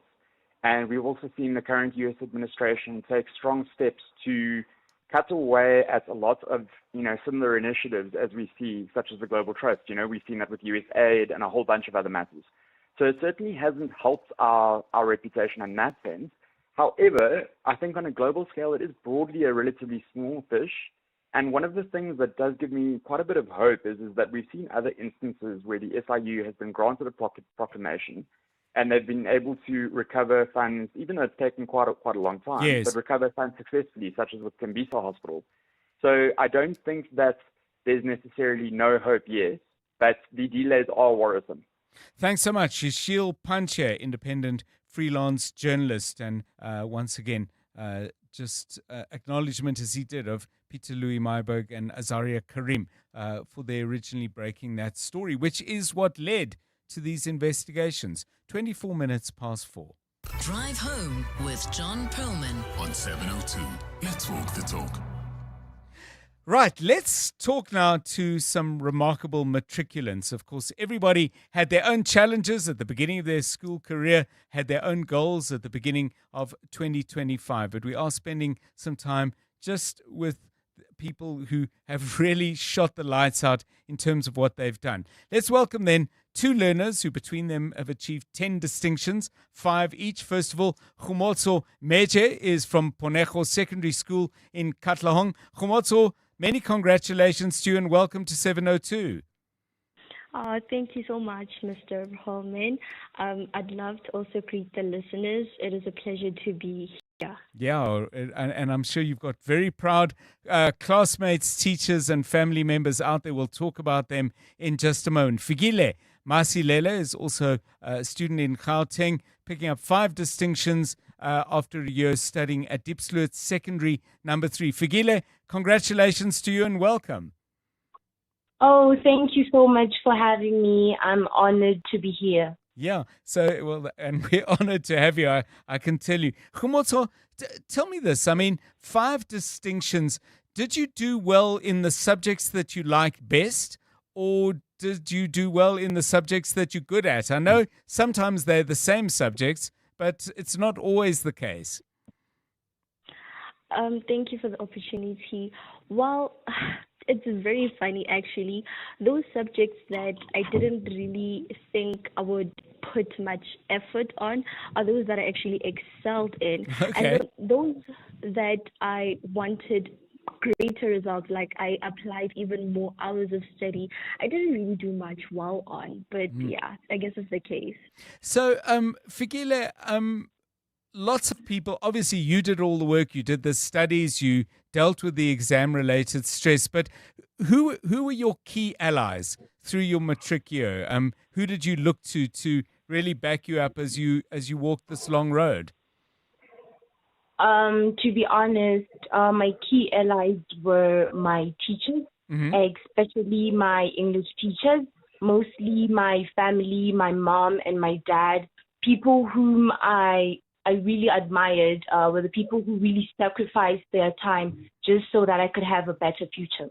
And Khumotso, I mean, how nervous were you during the exams? Because obviously you would have had the experience of prelims. Grade 11 is no pushover, so that would have got you a little bit ready and prepared. But did you have any moments of serious nerves, and how did you deal with them? Yes, mister. It was very nerve-wracking. At Yes. some point, I almost fell apart. I needed to actually take care of my health at that point, my Okay. mental health. But I could say the key takeaway from that entire experience is having a good environment, a solid support structure. I mean, I don't think I could have made it better without the Kutlwanong Pro Maths community. They really helped us academically, as well as my school. You know, those people, my teachers, Sema Khalifa, Senyakani, as well as Save the Children, even my mom, my best friend, everybody that contributed to ensuring that I'm okay emotionally, mentally. Though those were like the biggest people that played a big role in my life at that time. Yeah, and they did a brilliant job, as did you. Figile, what plans for 2026? What are you thinking of doing? First of all, we're going to start with short-term goals. I am hoping to be admitted to UJ. I applied for criminology. So my plans for 2026 would just be studying at the University of Johannesburg. And criminology, what got you into that? My colleague Rifue was telling us a little bit earlier that was what she was thinking of doing. She ended up in journalism. But what's drawing you to criminology? To be honest, I really like criminology because I am deeply interested in why people commit crime, not just punishing them, but also knowing the key root. I've seen how crime negatively affects individuals, families, communities, etc. And having criminology and will help me navigate patterns to why such really occurs and helps me to equip solutions in the future. Yeah, it sounds like a really interesting course, and you've got clear ideas about why you want to do it. Finally, Khumotso, plans for 2026? Have you chosen your area of study? Yes, I'm planning to further my studies at the University of Western Cape. I applied to the Faculty of Health Sciences, specifically the nursing degree, because, guys, I'm chasing employment currently because I know my home situation and I also want to contribute meaningfully in the future. But before chasing the dream of trying to make a difference in the world, I need to ensure that I'm stable first. Yes. Then I can go about everything else. Well, listen, to both of you, congratulations. To both of you, the very, very best of luck in 2026, and to all the teachers, family members who played their part in not just backing these two outstanding students, but all the others who've made it over the matric hurdle. Our congratulations and thanks to all of you as well. 29 minutes past 4. EWN Business. Stephen Curtis, a very good afternoon to you. How have the markets been? Good afternoon, John. Yeah, all right, actually. The JSE All Share up 0.28%, 120,480 points. Financials down 0.99, industrials up 0.2%, and then resources up 0.9%. And obviously, gold still very high, over $4,600. Platinum also nearly $2,400 at the moment, and that's keeping those prices up. Alpha Mining up nearly 11%. Sappi is up 2.76. Telkom up nearly 2.5%, and Goldfields up 2.27. Tungela, they were up. It wasn't them, it was Exora yesterday, my mistake. But Tungela's down 5.5%. Some of the financial shares, so Standard Bank at 91, they're down 2%. Mr. Price, the consumer share, they're down 1.5%. And in fact, Absa, another financial share, down 1.46%. So just interesting to sort of play that out. And Exora is in fact down 1.7%. The platinum miner Tharisa saying their output softer at the start of their financial year, but that leading indicators are trending positively. It's also expecting platinum group metal prices to maintain current levels or, interestingly, John, head higher. There are other people predicting that as well. A lot of speculation that this will continue. The market remains in deficit. Tharisa produced 38,800 ounces of PGMs in the quarter to the end of December, slightly lower than the previous 3 months. And then the port of Maputo, which is partially operated by the South African firm Grindrod, saying its cargo volumes were up by 3.4% last year. They had a record high of 32 million tons. There was a 17% increase in rail volumes. We'll talk more about this on the Money Show because we're expecting big changes at Pier 2 in Durban, the busiest part of the busiest port in the country. We're expecting that to come through this year. And we just thought that would be a useful entry point into what's happening there. In the US, consumer prices increased in December, essentially in line with expectations. CPI up 0.3% month on month. In the 12 months, it was up at 2.7%. This then would suggest that there might still be an interest rate cut. At the same time, there were quarterly results from JP Morgan and Delta Airlines, which were mixed, suggesting then that the main indices in the US will start in a kind of muted fashion. Let's just wait and see. Still a lot going on around Jerome Powell, of course. The gold price at the moment, $4,614.83 an ounce. Platinum, $2,391.90. Brent crude, $64.77. The rand to the dollar, 16.39 to the euro, 19.12 to the British pound, 22.07. Stephen Curtis, EWN Business. Coming up now for 28 minutes to 5. Let's get the latest eyewitness news with Maki Molapo, including an update on those Western and Eastern Cape fires. Good afternoon. Thanks, John. Good afternoon. We begin in the Western Cape, where some Cape Winelands firefighters are attending to a new veld fire on Retreat Farm in McGregor. A helicopter has been dispatched to assist with firefighting operations, while ground crews are also working to contain the active fire line. Meanwhile, fire crews are said to be making progress in efforts to extinguish the fire in the Vermershoek area near Franschhoek, which has been burning for almost a week. The fire, which broke out in the Langrach area, has burned more than 17,000 hectares of land. Here's Cape Winelands District Municipality spokesperson Aneska Rood. High temperatures and windy conditions experienced today resulted in several flare-ups. However, these were promptly attended to by firefighting teams. Suppression efforts continue along the active fire lines, while monitoring and mopping up operations are ongoing in areas where the fires have been contained. The Trudeau Pass between Solendam and Berrydale has been temporarily closed due to a wildfire and poor visibility in the area. In KwaZulu-Natal, the Provincial Education Department says some of the best performing schools in the province were also among the most challenged. KwaZulu-Natal was named the best performing province in the 2025 National Senior Certificate results after achieving the top spot nationwide with a pass rate of 90.6%. The province announced its results at a ceremony held at the Durban ICC today, where all districts received awards. Nhlanhla Mabaso has more. Last year, a number of schools in KwaZulu-Natal faced various challenges, including a lack of norms and standards, funding, the money allocated to schools for their daily operations. This led to weeks-long protests by teachers and unions. In some districts, schools were affected by adverse weather conditions and aging infrastructure. Education MEC Sipho Hlomuga addressed the gathering.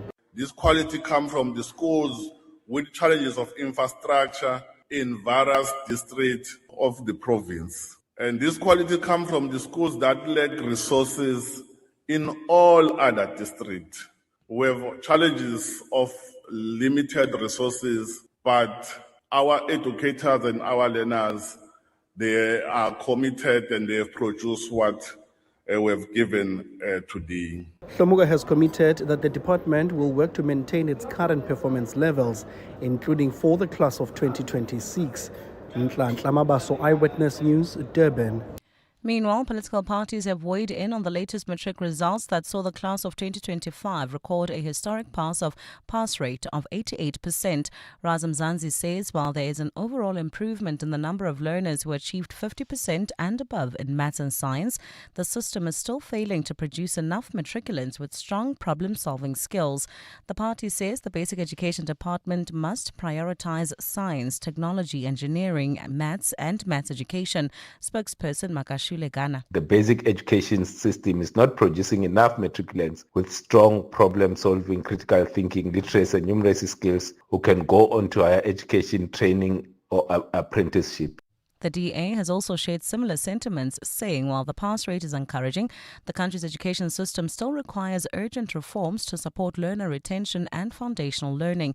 The EFF has called on the department to reverse what it says is austerity-driven education cuts and prioritize funding for teaching support, infrastructure development and learner success. A look at your weather. It's said to be partly cloudy skies tomorrow in Gauteng, and temperatures will peak at highs between 25 and 26 degrees.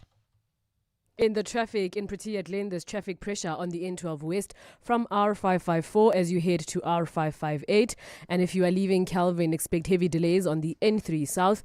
This is just before Van Buren heading towards the Galulis interchange.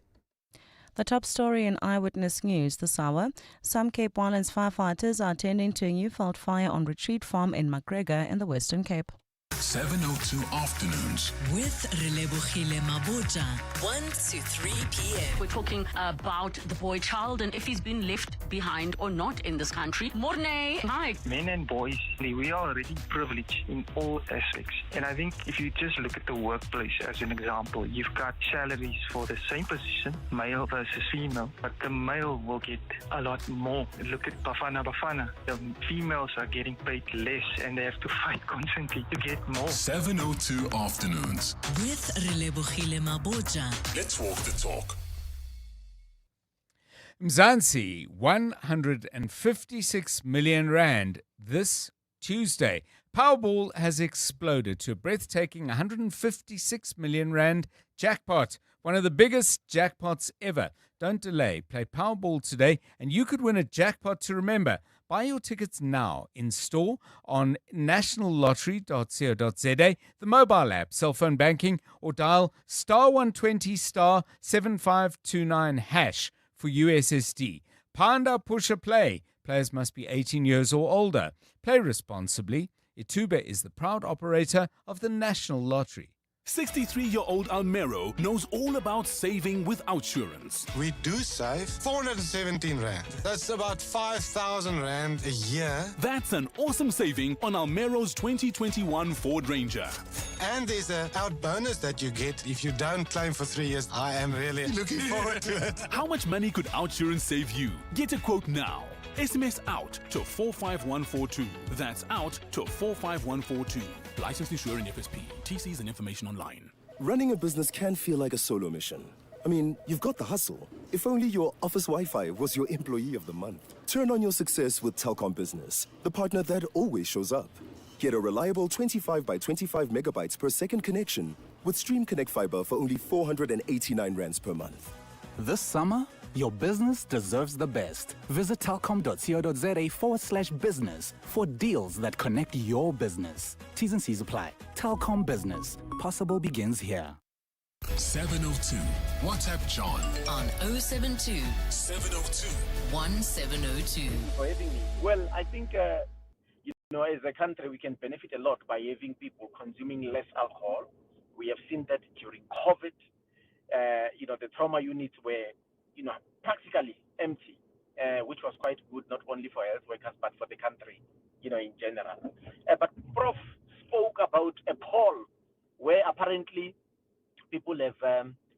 mentioned that they have no issues paying more tax. I would want to know a little bit more about that, Paul. But be that as it may, John, the issues around, increasing, tax, even if it's on alcohol, we really need to take a few steps back, maybe 2 steps back, because the country currently has a health promotion levy.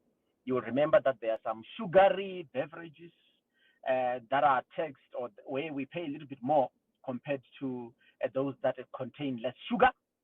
So where is that money? How much is being collected out of that? Hi, John and 702. When I stopped drinking about 10 years ago, a 6-pack of Savannah was like $70. Now it's like twice the amount, and people are still buying it like crazy. So increasing the tax, it's not a sustainable solution. I just feel like we're just opening up ourselves for people who are just going to steal our money and misappropriate the money that they get, the extra money for the government. Yeah, it's a response that we often get when there's talk of a tax aimed at driving a social good, and I think it should be sobering for people in government to hear how often people call into 702, and I would think similarly on other platforms as well, and say, well, yes, more money from tax meant to be for this or that social purpose, and somebody's just going to chow that money. Not good at all. Much better, though, is the response of many of you to the 2 exceptional matriculants that we spoke to. Figile Masilela joined us from Diepsloot Secondary Number 3, and Khomotso Meje from Ponejo Secondary School in Katlehong. And Gugu says, hey, John, I'm a career coach. The 2 students you just interviewed have impressive clarity. Wishing them all the luck. And then we got another message. I'm just trying to find. Here we go. From Dr. Phil. This is great. He says, congratulations to all achievers and loved ones. They speak very well on radio. In 1987, I matriculated among top 10 students with the best marks in Setswana. I'm just wondering how I would have fared with media interviews. Things were much quieter those days, he says, ! And says, I still keep the newspaper clip. 702 Drive, it's 18 minutes to 5. EWN Sport. Tolakele Mganga with the very latest from the world of sport. What's been happening? Good afternoon. Afternoon, John. Well, Orlando Pirates have bolstered their squad with the double signing of Daniel Msendami and Poncha Batsane from Marumo Gallants. Once they've received all their necessary clearances, they'll travel to the Northwest Province, where the squad is currently in camp. That's ahead of their Betway Premiership game against Kokune United on the 24th of January. In England, defending champions Newcastle host Manchester City in the first leg of their Carabao Cup semi-final tonight.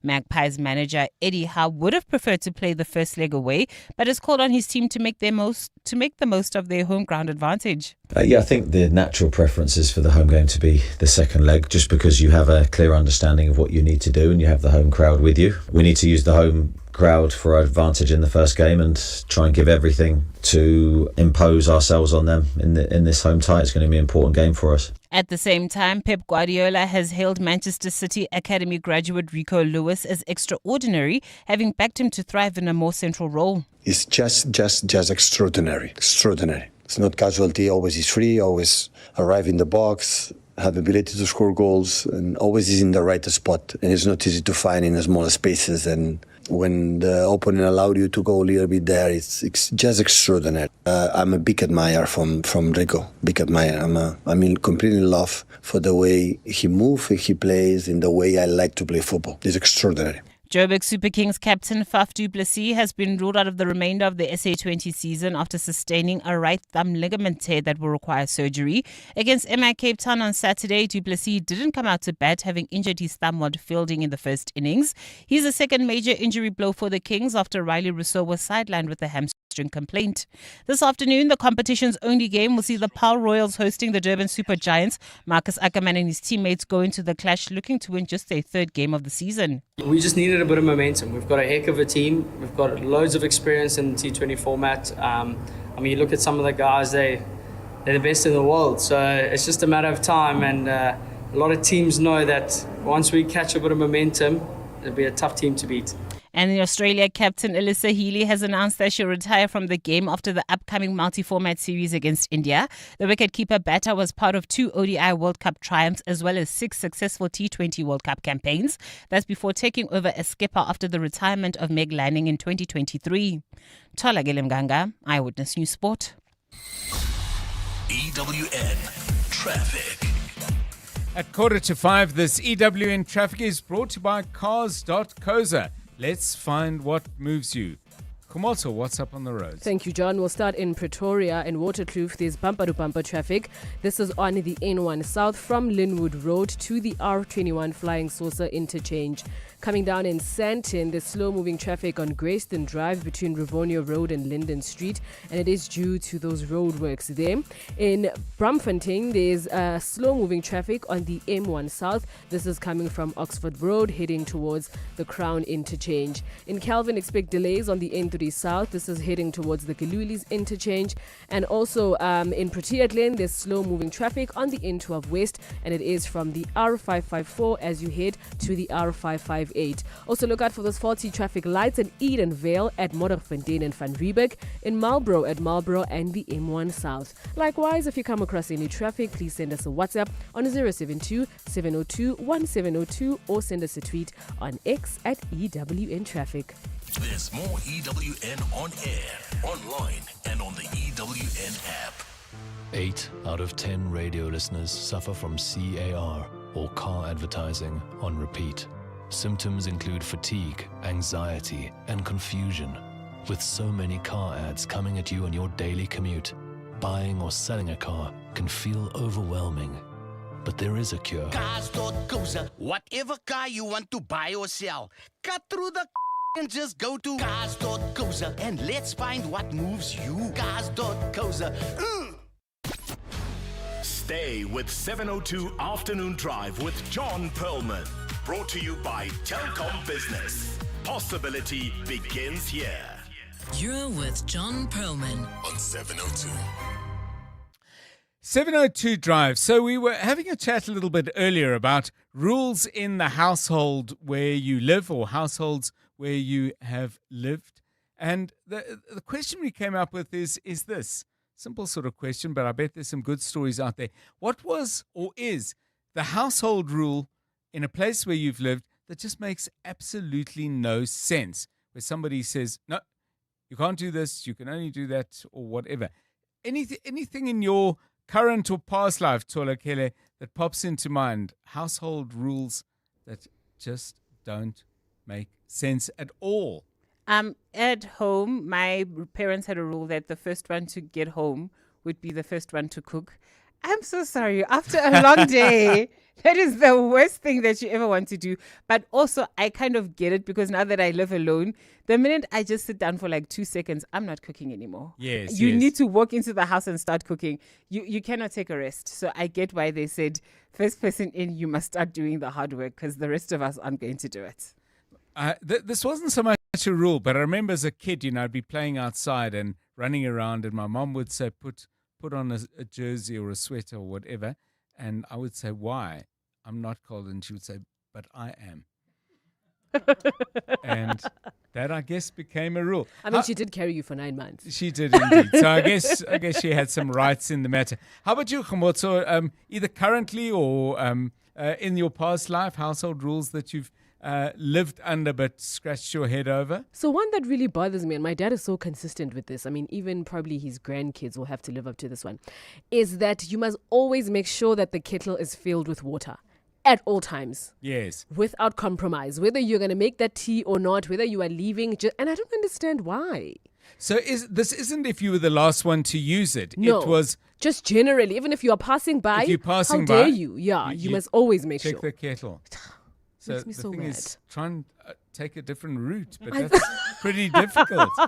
There's no way you can avoid walking through the kitchen. Household rules that you regard as weird or ridiculous. And by the way, don't be shy. If the rules are yours, ones you've introduced, own up, fess up, and tell us why. 072-7021-702. It's 11 minutes to 5. John Perlman on 702. 3 to 6 p.m. Well, we've been looking at various aspects of the matric results. We thought it would be good to do an overview of Gauteng. And welcome to the show, the MEC4 Education in our province, Matume Chilwane, joining us now on 702 Drive. MEC, welcome. Compliments of the new year to you. We've had some schools doing really, really well, and there are others to whom you issued a stern warning, saying that institutions achieving pass rates below 70% or teachers who fail to meet the required standards are going to have to pull their socks up because you've got your eye on them. I'm wondering, do you as a department have a clear sense as to why some schools do well and others don't? What is the X factor, if indeed there is one? Good afternoon to you, John, and your listeners, and compliments as well. Thank you. Look, the X factor in most cases is the leadership of the school. Mm-hmm. A school with a good principal gets the results. A school with a principal who's, well, not good, you can see by the state of the school. You don't even have to ask. So it's leadership at the end of the day, the STB, but mostly the responsibility lies on the principal. If you don't have a good principal in the school, definitely the school is going to deteriorate. I mean, one of the challenges people might then say in response to what you've just said, MEC, is that principals, good or bad, tend to get their feet under the desk and are very, very difficult to remove. I mean, does that suggest from your answer that the department's going to be much more active in insisting that poor principals actually either raise their game or move on?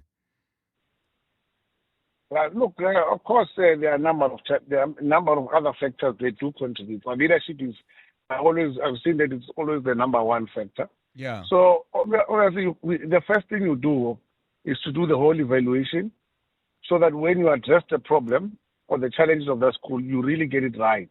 So we just do concrete analysis of what's the problem. In some instances, it could be the discipline of the learners. It can be a number of factors. It can be the infrastructure that is really affecting the school performance and the mood of the learners and the educators. So you have to really understand truly what is the core problem that is affecting the school. Then you address it. But if it gets related to the principal that is being a problem, of course, we do have certain legislative authority to be able to act on that part so that we really get the principal to pull up their socks and act or find other ways to really deal with the problem. Yeah. I've got a message from one of our listeners, from Billy in Soweto, responding to the performance that the Premier, Panyaza Lesufi, was highlighting of Lufereng Secondary School in Soweto.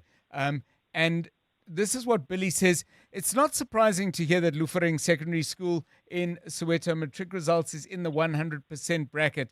The teaching and learning is out of control at that school. Every Monday to Sunday is a normal school day for matriculants, Billy says, and describes it as it is like an addiction. But I think she means that as a compliment, not as a criticism.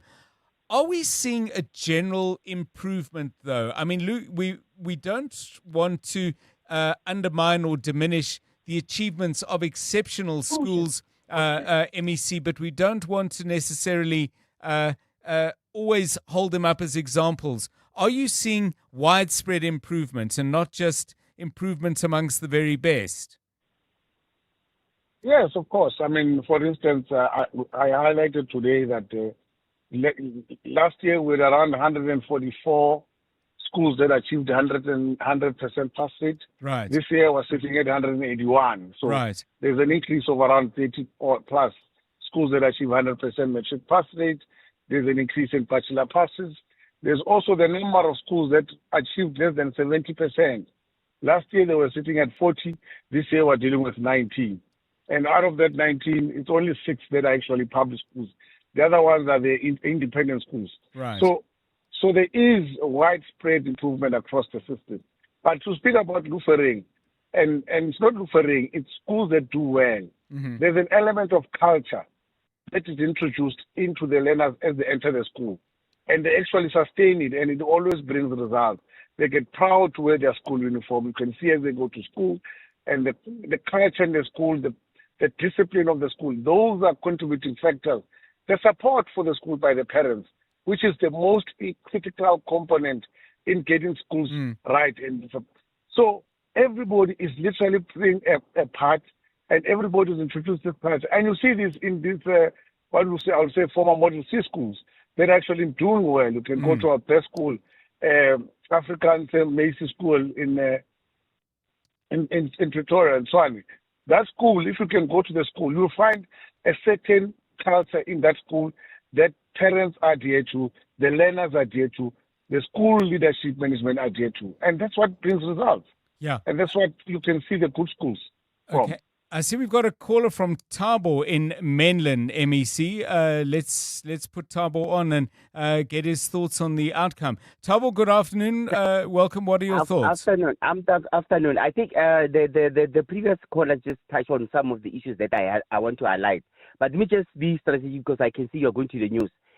If I want to blame, the blame must be on these three people. One, SADTU. Why SADTU? Because of the fact that cadre deployment in SADTU is killing education in this country. It's time that our journalists must start to do investigative journalism and look at the result and look at the schools that have performed this year and look at the principal. Who appointed the principal? And is that principal SADTU or not SADTU? And you will realize that most of the schools that outperformed are not SADTU members, and SADTU does not dominate in that area because of SADTU is killing the education in this country.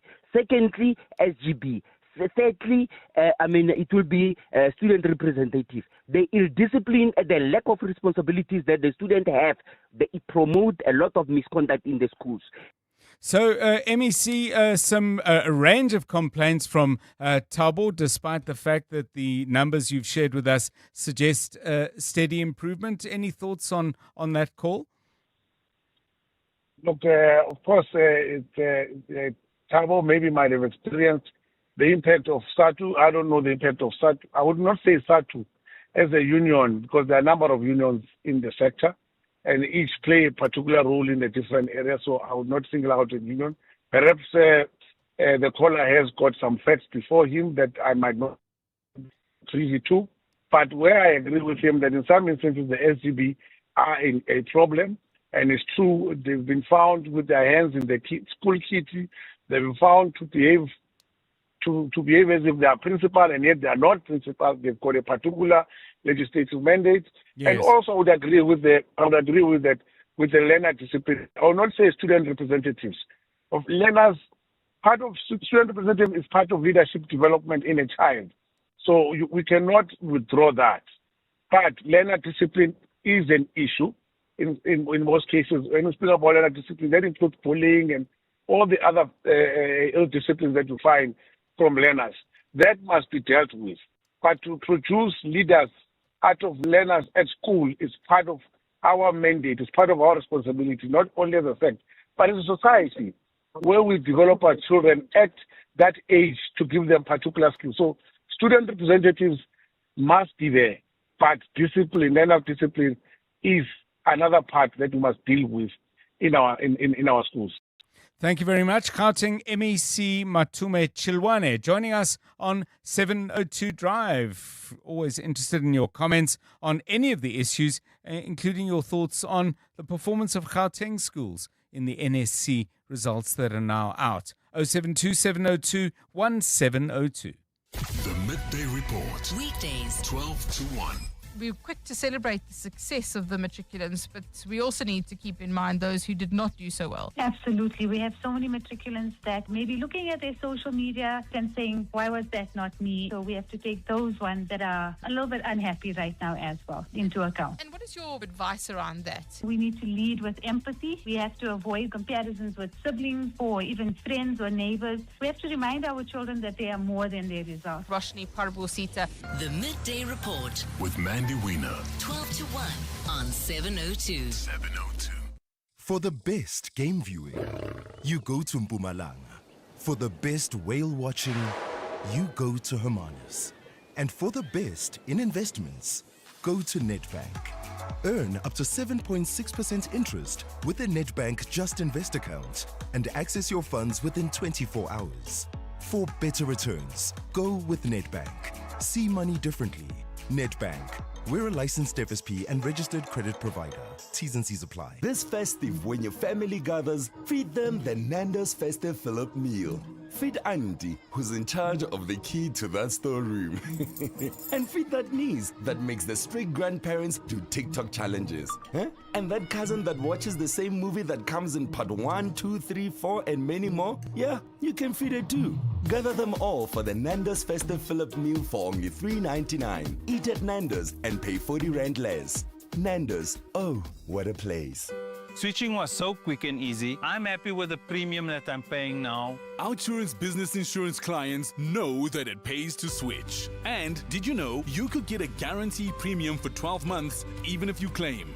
For electrical, tradesman services and all other businesses. Get a quote today and see why it pays to switch to Outsurance Business Insurance. Visit outsurance.co.za or call 08600 60,000 today. Licensed insurer and FSP. TCs and information online. This is EWN. More arrests are imminent in DJ Warris's murder and US President Trump to attend the World Economic Forum in Davos next week.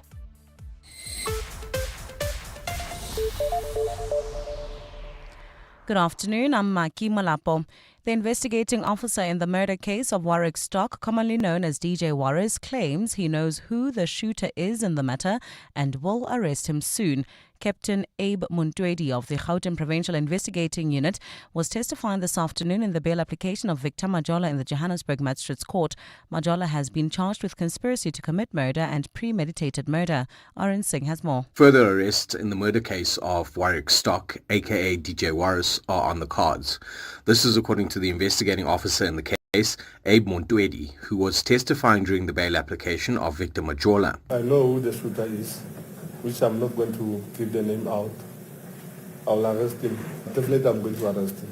Montwedi alleges that Majola and his girlfriend, who Stock had applied for a protection order against, colluded in the murder.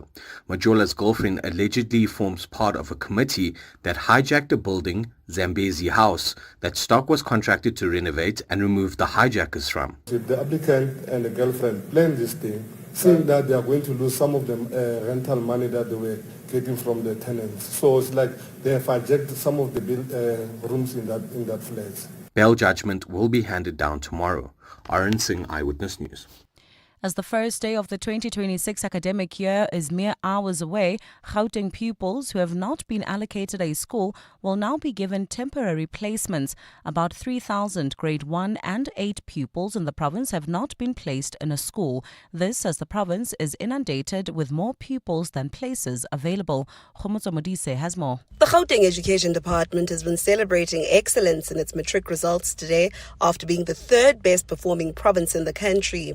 But the reality of an overburdened system awaits MEC Matume Chilwane as parents have been queuing outside different district offices in the province, desperate to have their children placed in schools. Speaking on the sidelines of the matric results celebration event, Chilwane presented a temporary solution. We are going to place them in temporary schools. When I mean temporary school, there's going to be schools that host them for up until the new schools that we are establishing. Chilwane says the new schools will be created in high-pressure areas. He says pupils will be moved to those schools at the end of this month. Khomotso Modise, Eyewitness News in Centurion. Opposition parties are calling on government to hire unemployed medical graduates in a bid to improve healthcare services and avoid a decline in HIV and AIDS testing. Today, the National Assembly has debated a special appropriation bill which seeks to plug the gap in funding for HIV/AIDS testing and treatment. Almost a year ago, United States President Donald Trump froze funding under its President's Emergency Plan for AIDS relief known as PEPFAR. Parties say this move has been a wake-up call to government not to rely on foreign support for essential service provision. Lindsay Dentlinger reports. Under powers accorded to the Finance Minister under the Public Finance Management Act, an additional 754 million rand has already been allocated to the Health Department to ensure its HIV/AIDS and TB testing programs don't collapse. Scores of South African healthcare workers have lost their jobs and testing centres closed as a result of the US funding freeze. The EFF's Kosi Mkonto said the need for the special allocation to plug the gap has been self-inflicted and is as a result of decades of poor planning and austerity measures.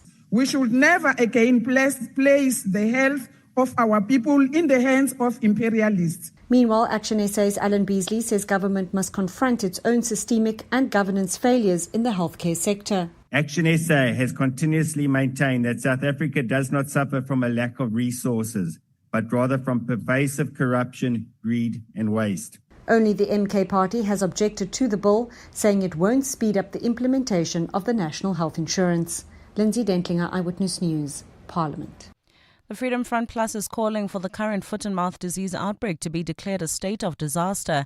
The disease broke out in April last year and has since affected cattle in 6 different provinces. The worst affected provinces are KwaZulu-Natal, Gauteng, the Free State, Mpumalanga and the Northwest. Beef prices have remained high while the disease has put supply under pressure. The party's Warren Boshoff says the extent of the outbreak is due to the government's inaction. It is very important to have effective control over the transport of animals and also the inoculation against this illness. This isn't a problem which started yesterday or last year. Every action was too little, too late. Boshoff says the outbreak is becoming an epidemic and says the disease has been looming for a decade. He says the warnings of multiple agricultural task teams dating back to 2016, cautioning that vaccine stocks were low and have not been heeded by the state. It's nearly 10 years in the coming, and the state has so far just not lived up to the challenge. The Freedom Front Plus is convinced that it is time for a state of disaster in South Africa about the foot and mouth disease. Meanwhile, Agriculture Minister John Steenhuisen is set to provide an update on the status and vaccination drive of the current foot and mouth disease in the country tomorrow. And US President Donald Trump will join dozens of leaders at the World Economic Forum in Switzerland next week, along with the largest US delegation ever. At least 5 key secretaries, including Secretary of State Marco Rubio and Treasury Secretary Scott Bessent, will also attend. The US President addressed Davos by video last year, just days after his re-election, but it was unclear if he would be appearing this year after a year of upending the global order with a tariff blitz. CEO of the forum, Borge Brenda. We're pleased to welcome back President Trump to Davos, and he's bringing the largest U.S. delegation ever, also with 5 secretaries and also other key players. Gold's trading at $4,619.01 an ounce. The rand at 16.41 to the dollar, at 22.07 to the pound, at 19.13 to the euro. Brent crude oil's at $65.64 a barrel. In the traffic in Kelvin, expect heavy delays on the N3 South. This is towards the Galulis interchange. And in Midrand, traffic is sluggish on the N1 North from Allendale Road to New Road. In your sport, Orlando Pirates confirmed the signing of Marumo Gallant's duo. Newcastle United looking to make the most of home advantage against Manchester City. And Alyssa Healy to retire from cricket after India series. A look at your weather. A partly cloudy Wednesday in store for Gauteng tomorrow with isolated showers and thunder showers expected. Joburg will drop to overnight lows of 15 degrees and peak at highs of 26. Pretoria's at 17 and 28. Vereniging's at 16 and 29 degrees. The top story in Eyewitness News this hour. The investigating officer in the murder case of Warwick Stock, commonly known as DJ Warris, claims he knows who the shooter is in the matter and will arrest him soon. EWN, in touch, in tune and independent. For the latest, visit ewn.co.za or download the EWN app. 7:02. Drive home with John Perlman. John Perlman, 3 to 6 p.m. On 92.7 and 106 FM. Let's walk the talk. 7:02 Drive, it's 9 minutes past 5. Gorgeous day in Johannesburg. Good to have you with us as we move into the evening. Lots of good radio ahead. We'll hear from Stephen Curtis shortly as to what he's going to be doing on The Money Show between 6 and 8. But we've got almost an hour right here on 702 Drive. We're going to focus in very much on Eskom. They are starting 2026 with what seems to be some very good news and on a very positive footing. That a generation recovery plan that began in April of 2023 has now yielded an additional 4,400 megawatts of capacity. We'll chat to Eric Shunmagum, who is General Manager at Eskom for Input. We'll talk to him a little bit later about firstly what these numbers mean, but crucially about the what next and how sustainable this improvement is. We've had lots of very interesting comments about the matric results. Some of it has been inspiring. Some of it has been a little bit sobering because there are issues that still remain to be resolved. For example, we're not doing nearly as well as we should be in maths and science. And then there was a comment that you might have heard a little bit earlier on Maki Mulapo's earlier bulletin. That was around 3:30. A comment made by the Deputy Minister of Basic Education, Dr. Regina Mhaule, whose words I found, well, let me say jarring, but let me rather say a little bit contentious.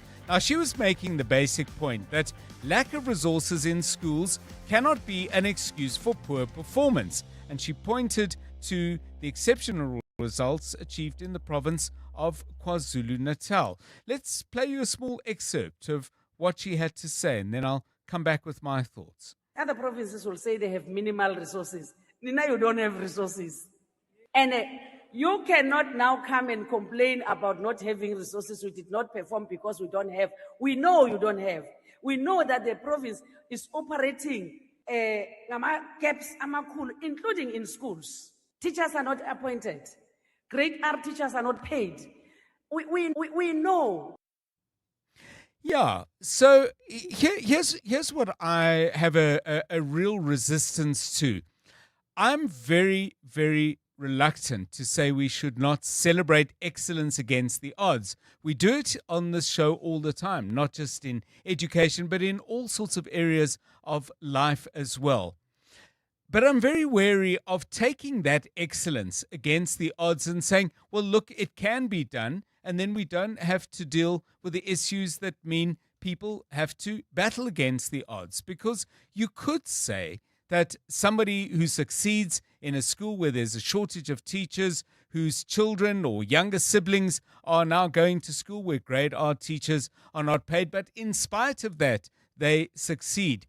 You could say it's heroic. You could also, on the flip side, say it's an absolute disgrace, that this is still the situation so many years into our democracy under circumstances where public money in the hundreds of millions get wasted every single month. So my response to the minister would be very simple. You are saying don't let lack of resources be an excuse for poor performance. I would say to you, don't let excellence against the odds be an excuse for poor performance. Yours. Not you as an individual, of course, but you as government. Because the fact that schools are having to battle these odds, yes, have to do with resources in the economy, but fundamentally they have to do with a failure to use the resources that this country has in an effective and honest manner. So those are my thoughts as the Deputy Minister praised the education community in KwaZulu-Natal. I have to say, I found something there to take issue with. But what do you think? Give me a call on 072 702 1702. Many of you have been using that number to comment on some of the other issues of the day, including household rules that simply make no sense. Let's hear your thoughts. 702. WhatsApp John on 072 702 1702. Hi, John. Very interesting, and congratulations to the two young ladies on the 5 distinctions. Well done. But it's very interesting listening to their future plans about what they want to study and what they want to do. Like it's I remember the book Maru, where it says heredity nothing, environment everything. That the environment they come from shapes what they want to study and what they want to change in the world. The second lady says that she knows her home situation. That's why she's studying nursing, because it seems to have probably more job prospects in her eyes. So I find it very interesting that how your upbringing, on where you come from, the deep sleep to home, will shape what you want to study and how you see the world. Just a thought. Yeah, thank you. It's an interesting thought. And by the way, the novel quoted there by the Botswana writer, the acclaimed Bessie Head, the novel is called Maru. So if you want to pick up on the literary references that occasionally come up on Afternoon Drive, that points you in the right direction. Thanks for that. 5:15. EWN Traffic.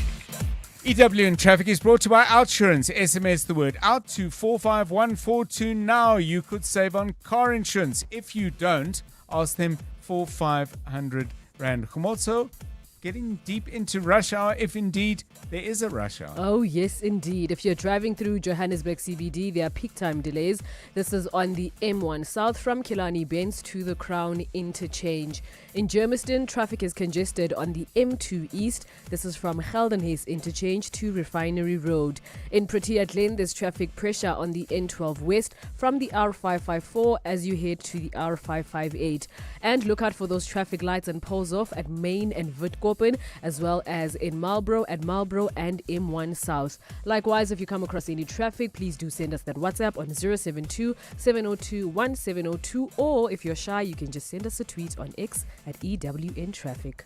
There's more EWN on air, online, and on the EWN app.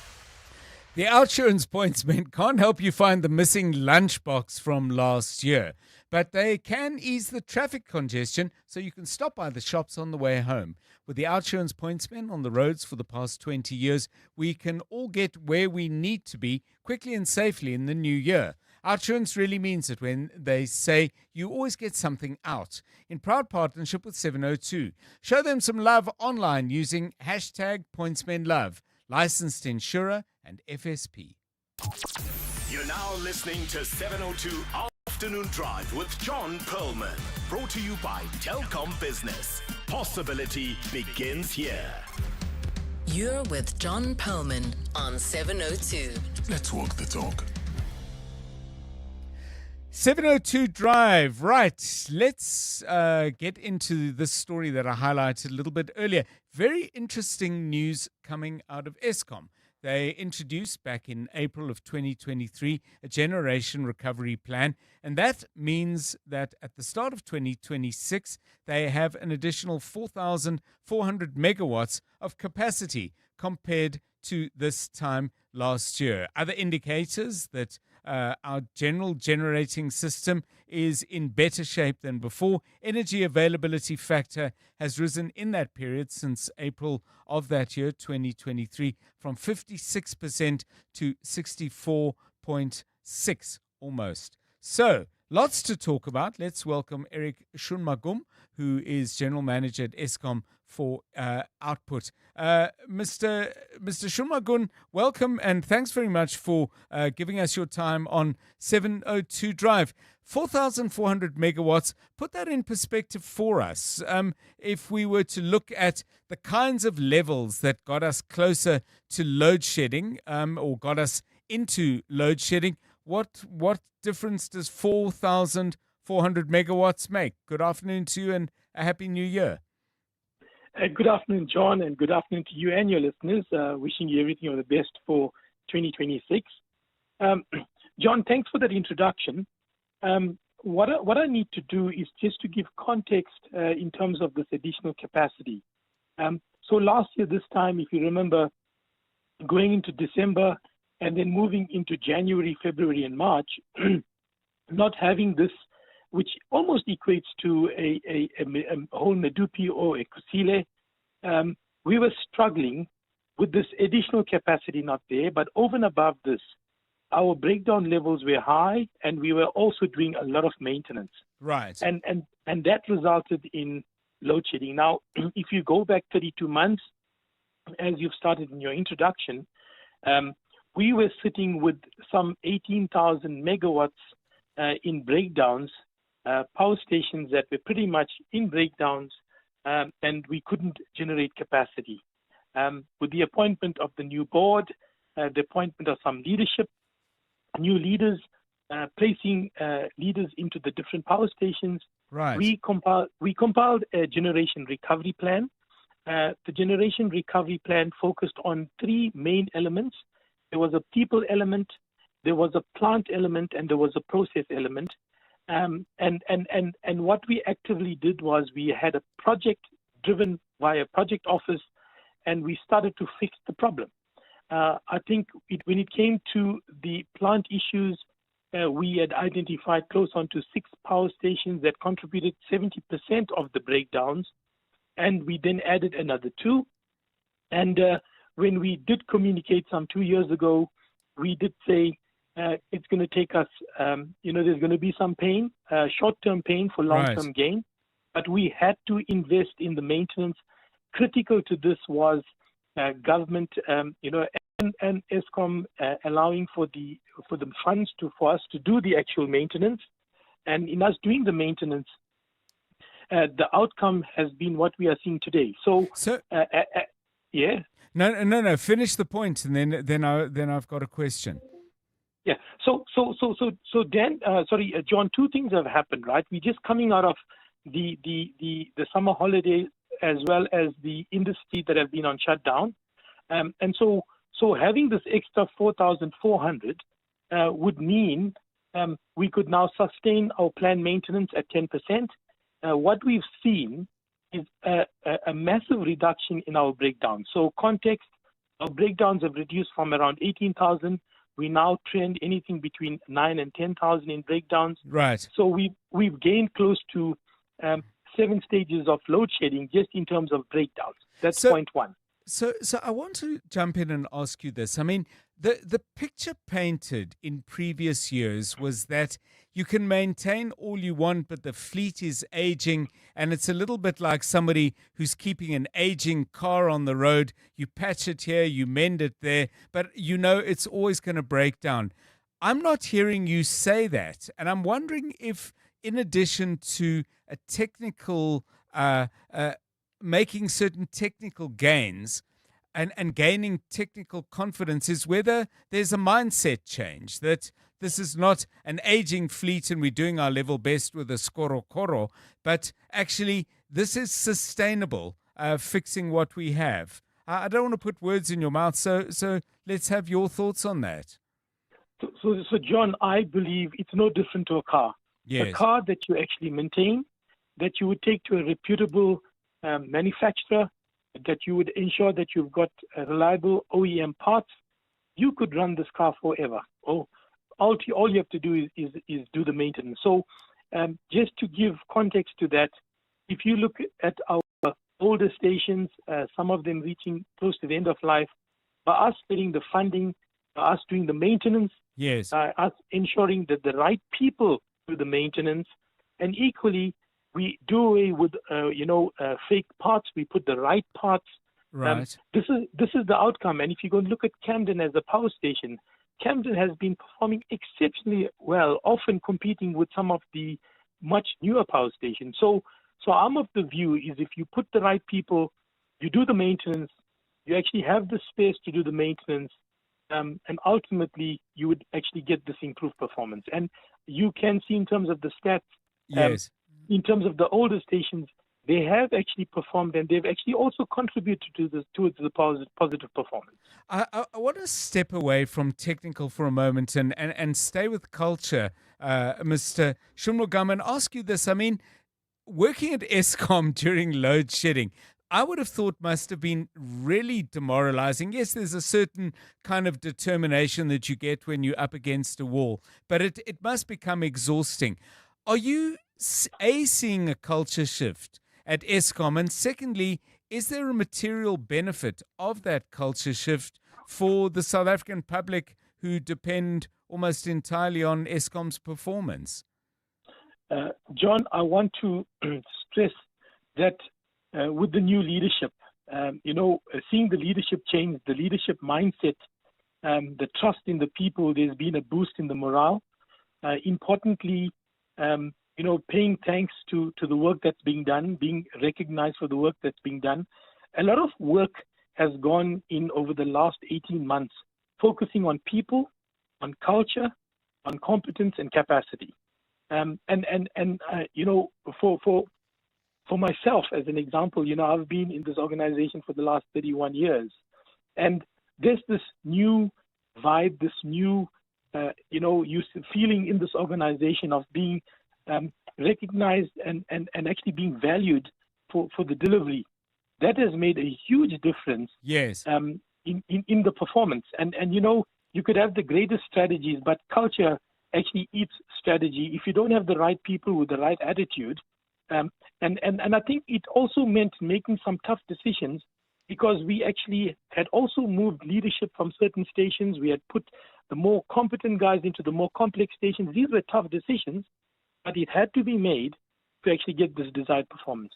I'm interested to know what you do with the dividend, both then of, for example, your 16 billion rand saving on diesel, which is a material asset in terms of cash, but also this extra capacity. Does it, for example, allow you to do more maintenance on longer term projects? In other words, if we look at the numbers that suggest Eskom has a healthier state, what do you do with those assets?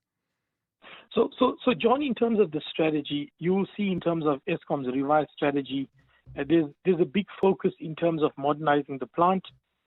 We have still got some issues in terms of emissions, which we have to address. There are some projects to address that. But just in terms of having the funds now to do what you have to do, I think the good thing is that when you look at planned maintenance, we don't now do intensive maintenance. We plan around 10%, as much as we're sitting at 11% year to date, which is above the international norm.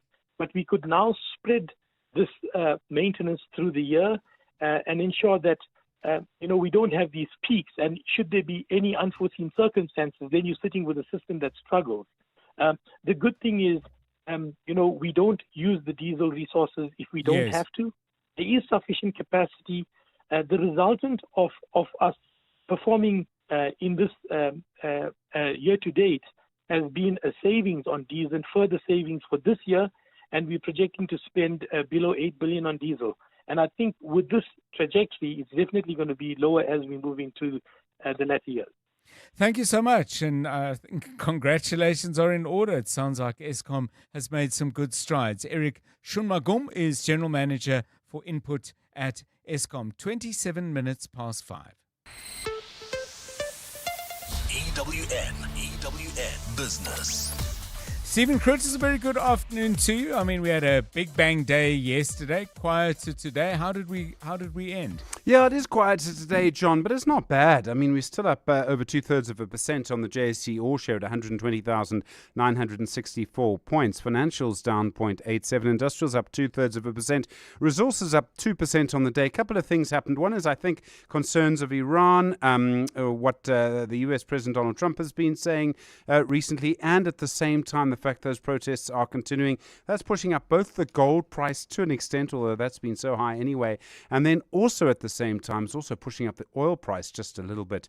And I think that really does sort of do well for us. As we know, this has been quite a strange time in so many different ways. So the gold price is above $4,600 quite significantly. Brent crude's jumped $1 since I last spoke to you, John, above $65 an ounce now, and all of that sort of finding expression in how the JSE All Share ended.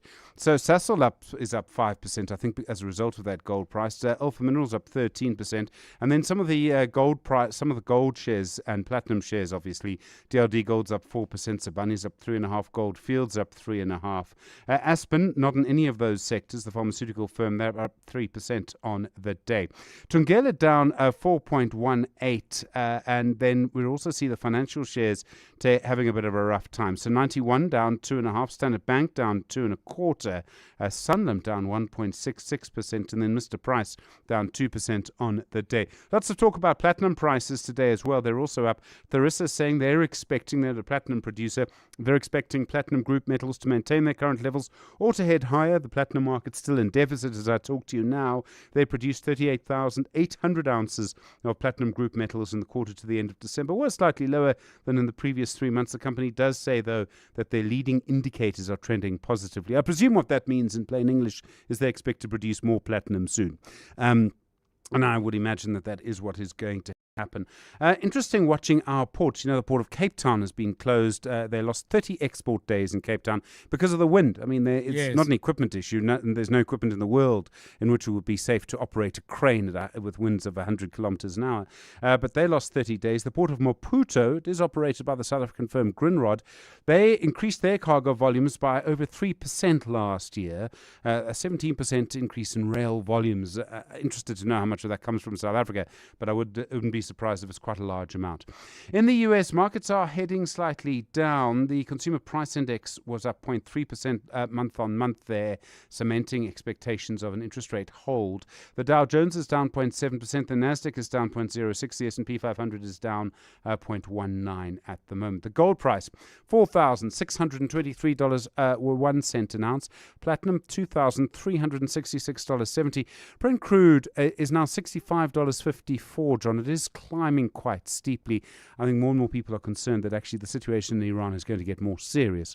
The rand to the dollar, 16.43, to the euro, 19.15, to the British pound, 22.09. On the Money Show, we'll continue the conversation you've been having about Eskom and the sort of reserve cushion that they now have for the first time in quite a while at the start of the year and how important that is. We will also be talking about SARS. They're getting experts in to deal with alternative pricing, I think it's called, and how companies manage that. It's a very technical area. We'll be looking at how much money cell phone operators lose to cybercrime. When I read it, was over 5 billion rand a year. Goodness. I mean, that's a huge amount. And I mean, I know most of us don't have much sympathy for our cell phone operators, but that's still 5 billion rand. Wow. I mean, that's just dramatic. And then in personal finance tonight, we'll be talking about the investment lessons of last year. And in a year like last year, there were so many. I have a horrible feeling 2026 might have more. Stephen Curtis, EWN Business. I've learned enough. Me, if it was anyone asking my view. But there's always more to learn. There's always more news breaking. That's why Maki Molapo is standing by with the very latest news headlines. Good afternoon again. Thanks, John. Good afternoon. Political parties have again revived the burglary at President Cyril Ramaphosa's Parapara farm with plans to legally challenge the classification of the investigation report. Action SA says it has already begun preparing legal papers to challenge the decision of the Independent Police Investigating Directorate to classify its report into the conduct of the Presidential Protection Unit members as top secret. MPs have also slammed the Constitutional Court for delaying delivering judgment on the EFF's challenge of the Section 89 panel report, which found prima facie evidence of misconduct by Ramaphosa. Babalondenza has more. Action SA says its decision to legally challenge the classification of the IPID report follows an appeal filed last month, which was ignored by the police watchdog.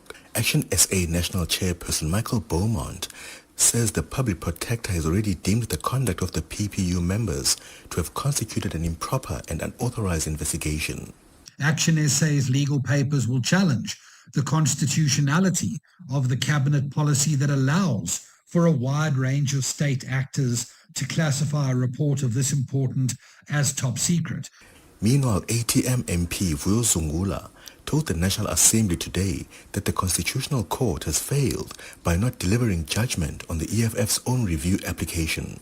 A year-long delay on a matter in this serious is not just a legal issue, it is a constitutional failure.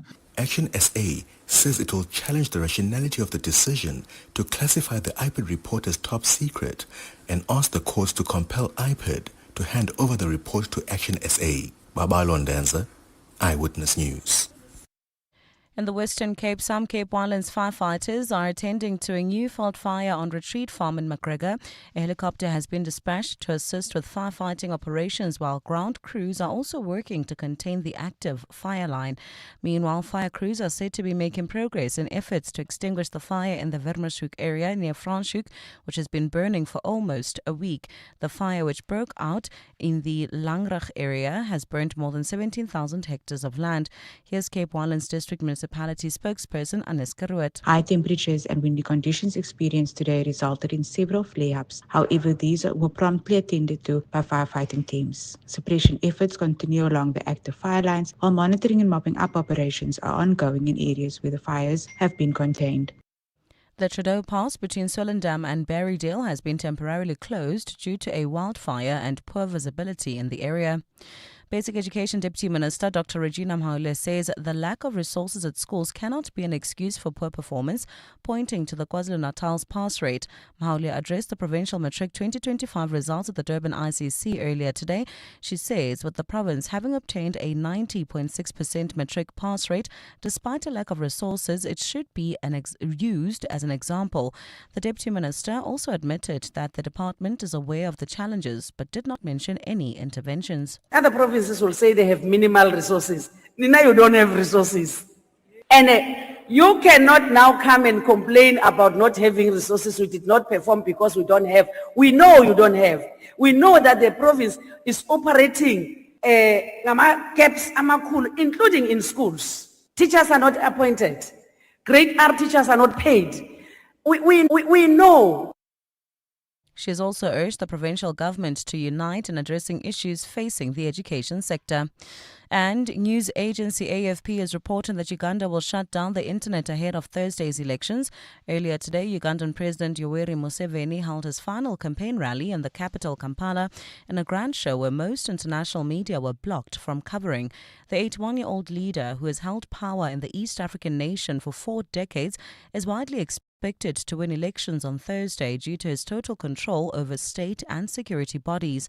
Campaigning has been marked by violence and intimidation, with international monitors describing increased repression in the run-up to polls, including hundreds of arrests of opposition supporters. A look at your weather. Partly cloudy skies in store for Gauteng tomorrow, with isolated showers and thunder showers expected. Temperatures will drop to overnight lows between 15 and 17 degrees and peak at highs between 26 and 29 degrees. In the traffic in Germiston, traffic remains congested on the M2 East from the Geldenhuys interchange to Refinery Road. And in Kelvin, expect heavy delays on the N3 South. This is towards the Galulis interchange. The top story in Eyewitness News. Political parties have again revived the burglary at President Cyril Ramaphosa's Parapara farm, with plans to legally challenge the classification of the investigation report.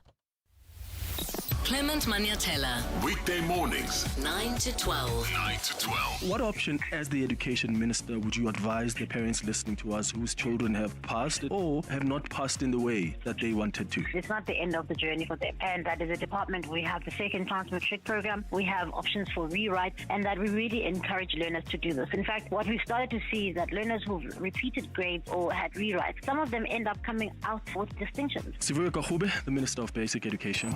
Clement Maniatella. 9 to 12 on 702. Corporates that care promotes and encourages corporate leaders and all citizens to walk the talk for a better South Africa. Catch Corporates That Care this Wednesday at 10 to 9, featuring ABSA. Their CEO, Kenny Fiedler, will be in conversation with Bongani Bingwa. And join us every Wednesday as we highlight the efforts of companies and brands dedicated to building our country. Corporates That Care is a Prime Media Cares initiative with 702 and Prime Media Outdoor. 702, let's walk the talk and make a difference together. So, does your loan pay you back? With the Nedbank personal loan, you can cover education costs and get 200 Rand cash back every month when you open a My Goals Plus or premium account with your loan. That's extra cash to help with life's monthly extras. Now that's a loan that pays you back. Visit nedbank.co.za or search Nedbank personal loans today. See money differently. Nedbank. We're a licensed FSP and registered credit provider. T's and C's apply. To all road users, drivers, passengers, and pedestrians, let us stay safe on our roads. Let us respect the law and the moral responsibility we all share to do what is right. Don't drink and drive. Don't drink and jaywalk. And remember, the road is not a stage for influencers or content creators. Let this season be a time of celebration and family, not sadness and road deaths. Brought to you by the Department of Transport, moving South Africa forward.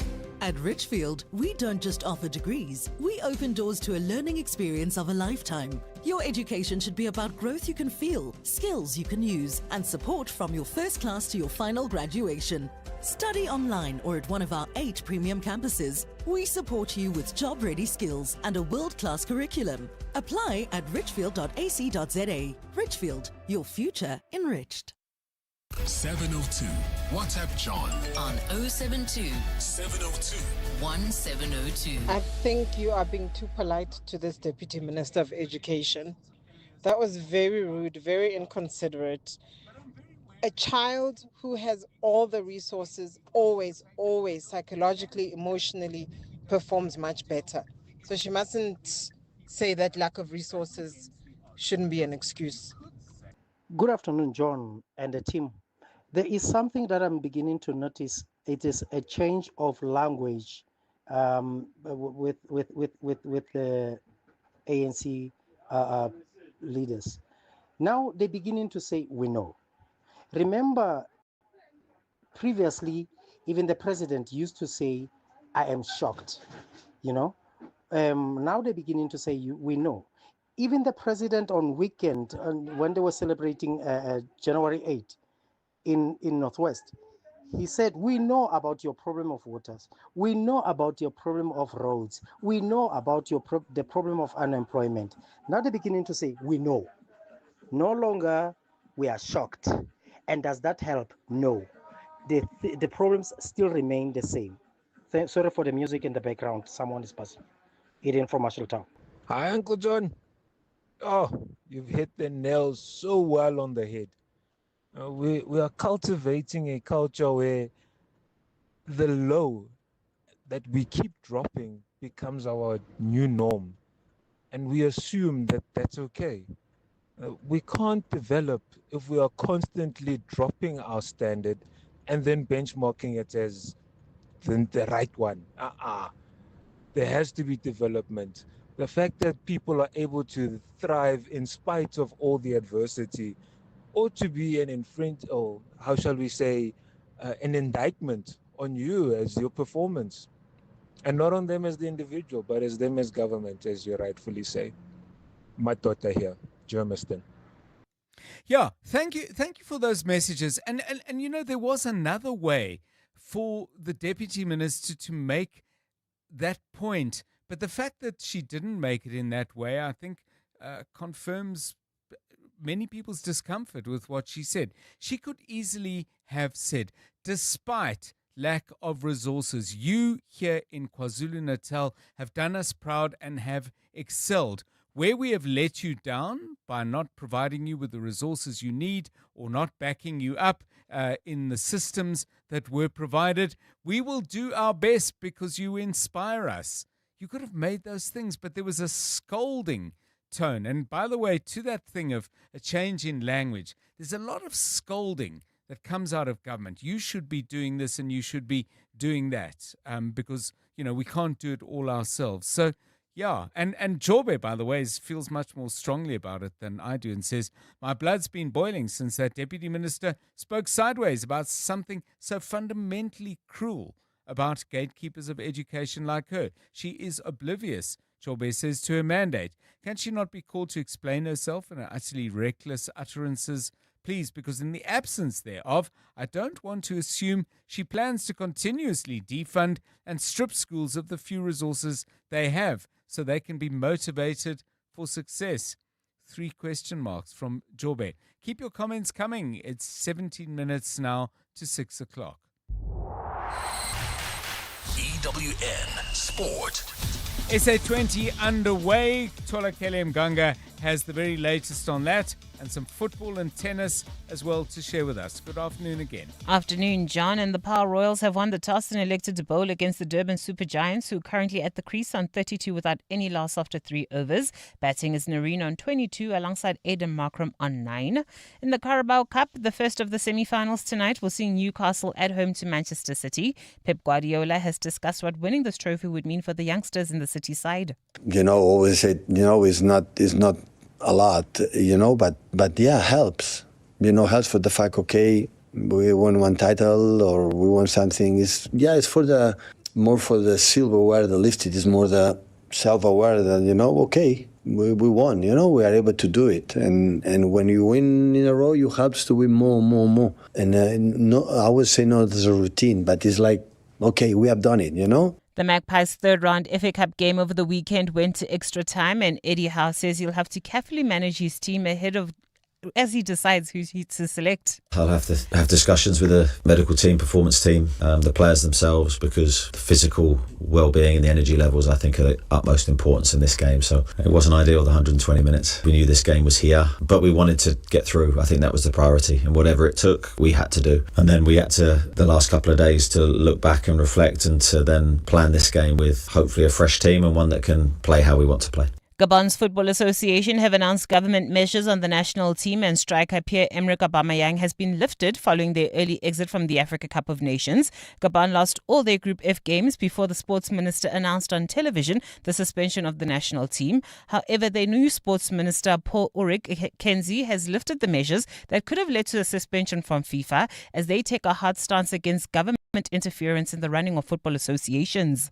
And Venus Williams has been dubbed out of the Hobart International in straight sets by Tatiana Maria to dent her Australian Open preparations in a historic clash between two players with a combined age of 83. It's the second consecutive tournament in which Williams has crashed out at the first hurdle. That follows last week's Auckland Classic. Meanwhile, the meeting between the pair sets a new record for the highest combined age for a main draw match that since the WA Tour was founded in 1973. Tolagele Mganga, Eyewitness News Sport. EWN Traffic. At 5:45, EWN Traffic is brought to you by Outsurance. SMS out to 45142 now, and you could save on car insurance. If you don't, ask them for 500 Rand. Kumotso Munyai with the latest traffic news for you. Thank you, John. We'll start in Midrand. Traffic remains sluggish on the N1 North from Allendale Road to New Road. If you're driving through Johannesburg CBD, there are peak time delays on the M1 South. This is from Killarney Bends to the Crown Interchange. In Germiston, traffic is congested on the M2 East from the Geldenhuys Interchange to Refinery Road, so some patience there, pretty please. And lastly, in Soweto and Protea Lane, there's still that traffic pressure on the N12 West from the R554 as you head to the R558. Also look out for those faulty traffic lights and poles off at Main and Witkopen, in Edenvale at Modderfontein and Van Riebeek, as well as in the city of Tshwane in Centurion at Old Joburg, and Eitsigh in Zwartkop at John Foster Drive and Lynchon Avenue. If you come across any more traffic, please send a voice note or WhatsApp to 072-702-1702 or send us a tweet on X at EWN Traffic. There's more EWN on air, online, and on the EWN app. The Outsurance pointsmen know that every car on the road carries a story. Like a businesswoman on the way to the airport after sleeping through her alarm. Bags in the back, boarding pass on the dashboard. She prays she'll make her flight. Hope I make it. The Outsurance pointsmen know it's not just a car in traffic, it's the potential closing of a big deal. Every story's different, and every story matters. That's why the Outsurance pointsmen have been doing what they do since 2005, in proud partnership with 702. Outsurance is a licensed insurer and FSP. Driving the conversation on 702 Afternoon Drive with John Perlman. Powered by Telkom Business. Possibility begins here. You're with John Perlman on 702. 702 Drive. Okay, we've got some time to enjoy some music on 702. So on this day back in 1954, South African musician, songwriter and film composer Trevor Rabin was born. Now, at the very young age of 18, he joined a band called Rabbits. They enjoyed success in South Africa. Trevor Rabin himself went on to do great work with various internationally renowned artists, Manfred Mann's, Earth Band, and he was the guitarist of the British band Yes from 1983 to 1995. So I can imagine there are people out there who may have been in the crowd watching Rabbit perform and screaming and enjoying it. They really were a huge success in South Africa. And the question we wanted to ask you today is, what was that act or artist, band, individual who in your teen years you were absolutely crazy about? And I'm not talking about sort of adult fandom, although some adults behave like teenagers and some teenagers behave like adults, but where these guys made you crazy. The way the Beatles did in the 60s. I think Rabbit had a really passionate following in South Africa. They produced all sorts of songs, including this one. Let's take a listen. And while you listen, think about what was perhaps your equivalent of being a Rabbit fan in South Africa in the 70s.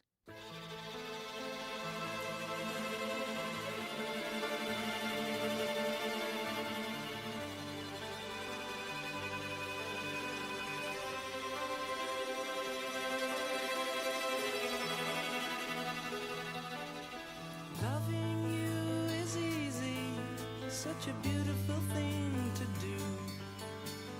Though at times you hurt me, I buzz each night on you. Oh, what times we've had together, what crazy things we've done. Enough to fill my memory. Keep me loving Charlie.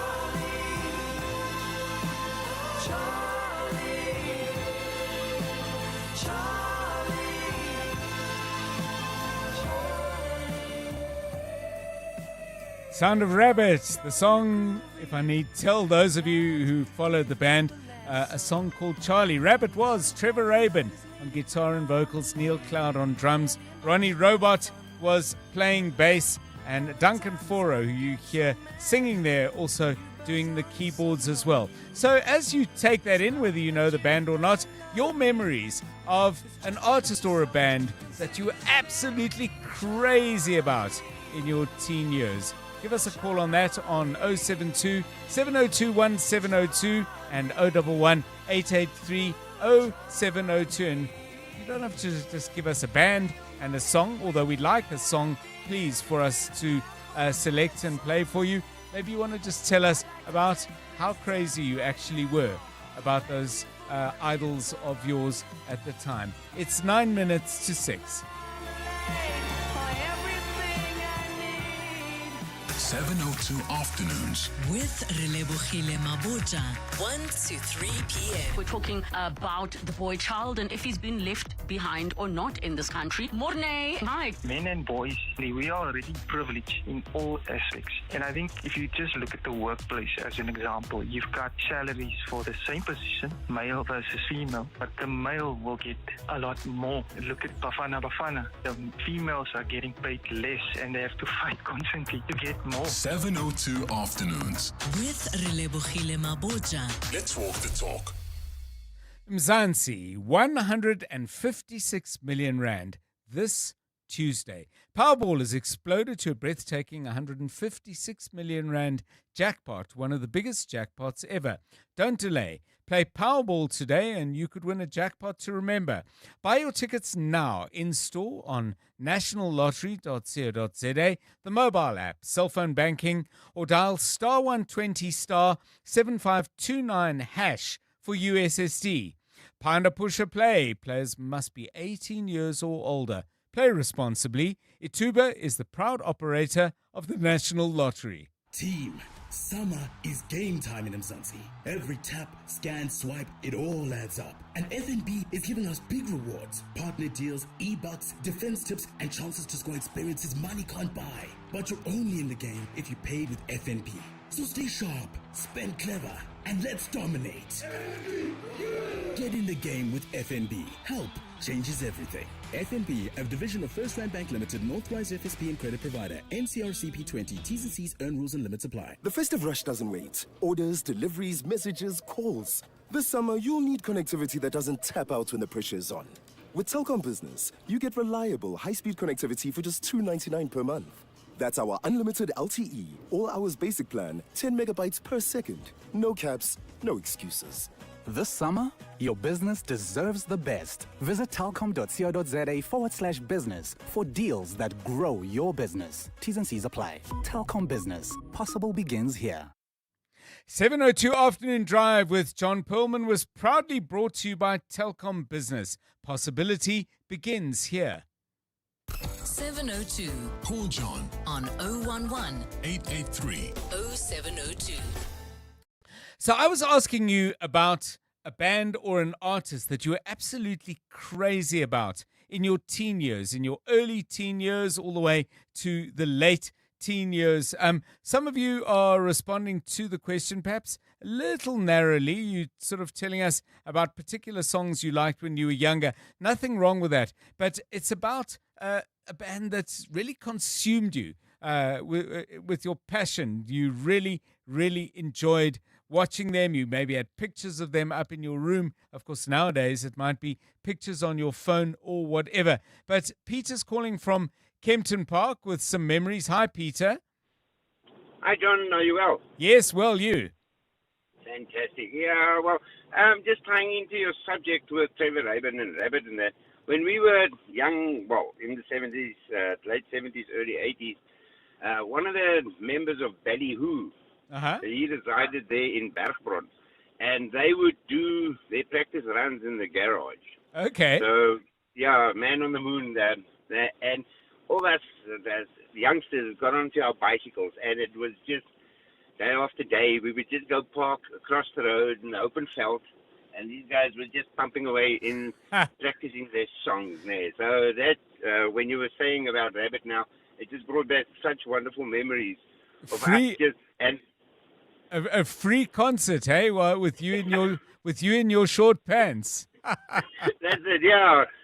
Late primary school, early high school, and we would just make it out because all the latest songs of Ballyhoo, we just got it, a free open air concert every afternoon. Fabulous. What a memory, Peter. Thank you. And the members of Ballyhoo, by the way, I mean, a couple of names that jump out. Atti van Wyk, who then through big concerts has brought so much fabulous music to South Africa. Cedric Sampson on drums, had a stellar career. Fergie Ferguson, Mick Matthews, and Derek Dryan, others in the band. Yeah. This one from Lolly. I was in an all-girls school in Pretoria in the late 80s. Terence Trent D'Arby was one of our girls' favorite artists. Play Wishing Well. We found him extremely sexy, says Lolly. Those hips! ! Couple of you sending us your voice notes. Let's take a listen. 702. WhatsApp John on 072 702 1702. Good afternoon, John. In the early 70s, there was a band in Johannesburg, or in South Africa, I suppose, called the Rising Suns. They often used to play there in His Majesty's cellar. They were actually very good. Nicholas, Florida.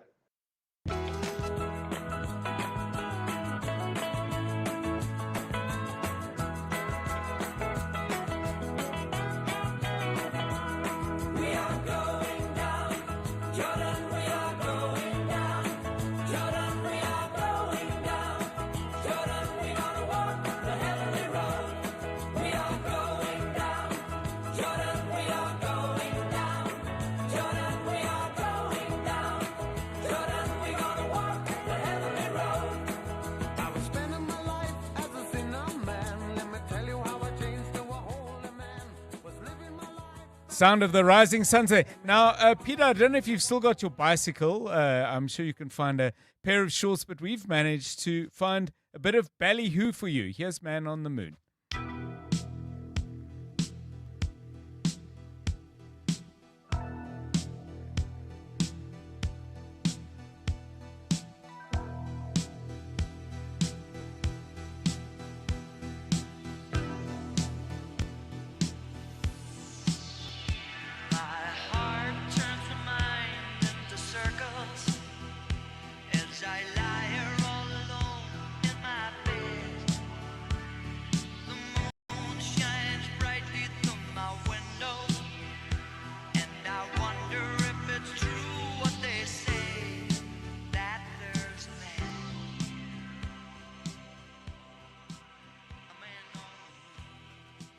Sounds of Ballyhoo.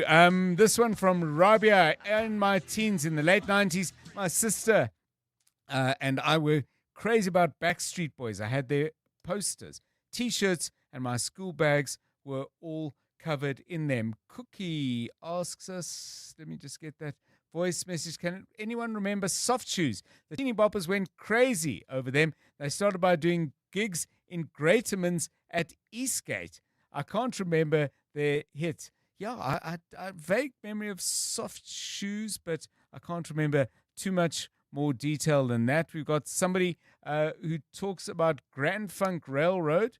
Let me just find that. Tabang, Grand Funk was my boyhood band. Feeling All Right was the song. And somebody has sent us memories of Bruce Springsteen. Let me just find that. Omri Jacobs was growing up listening to Bruce Springsteen, especially, she says, this song.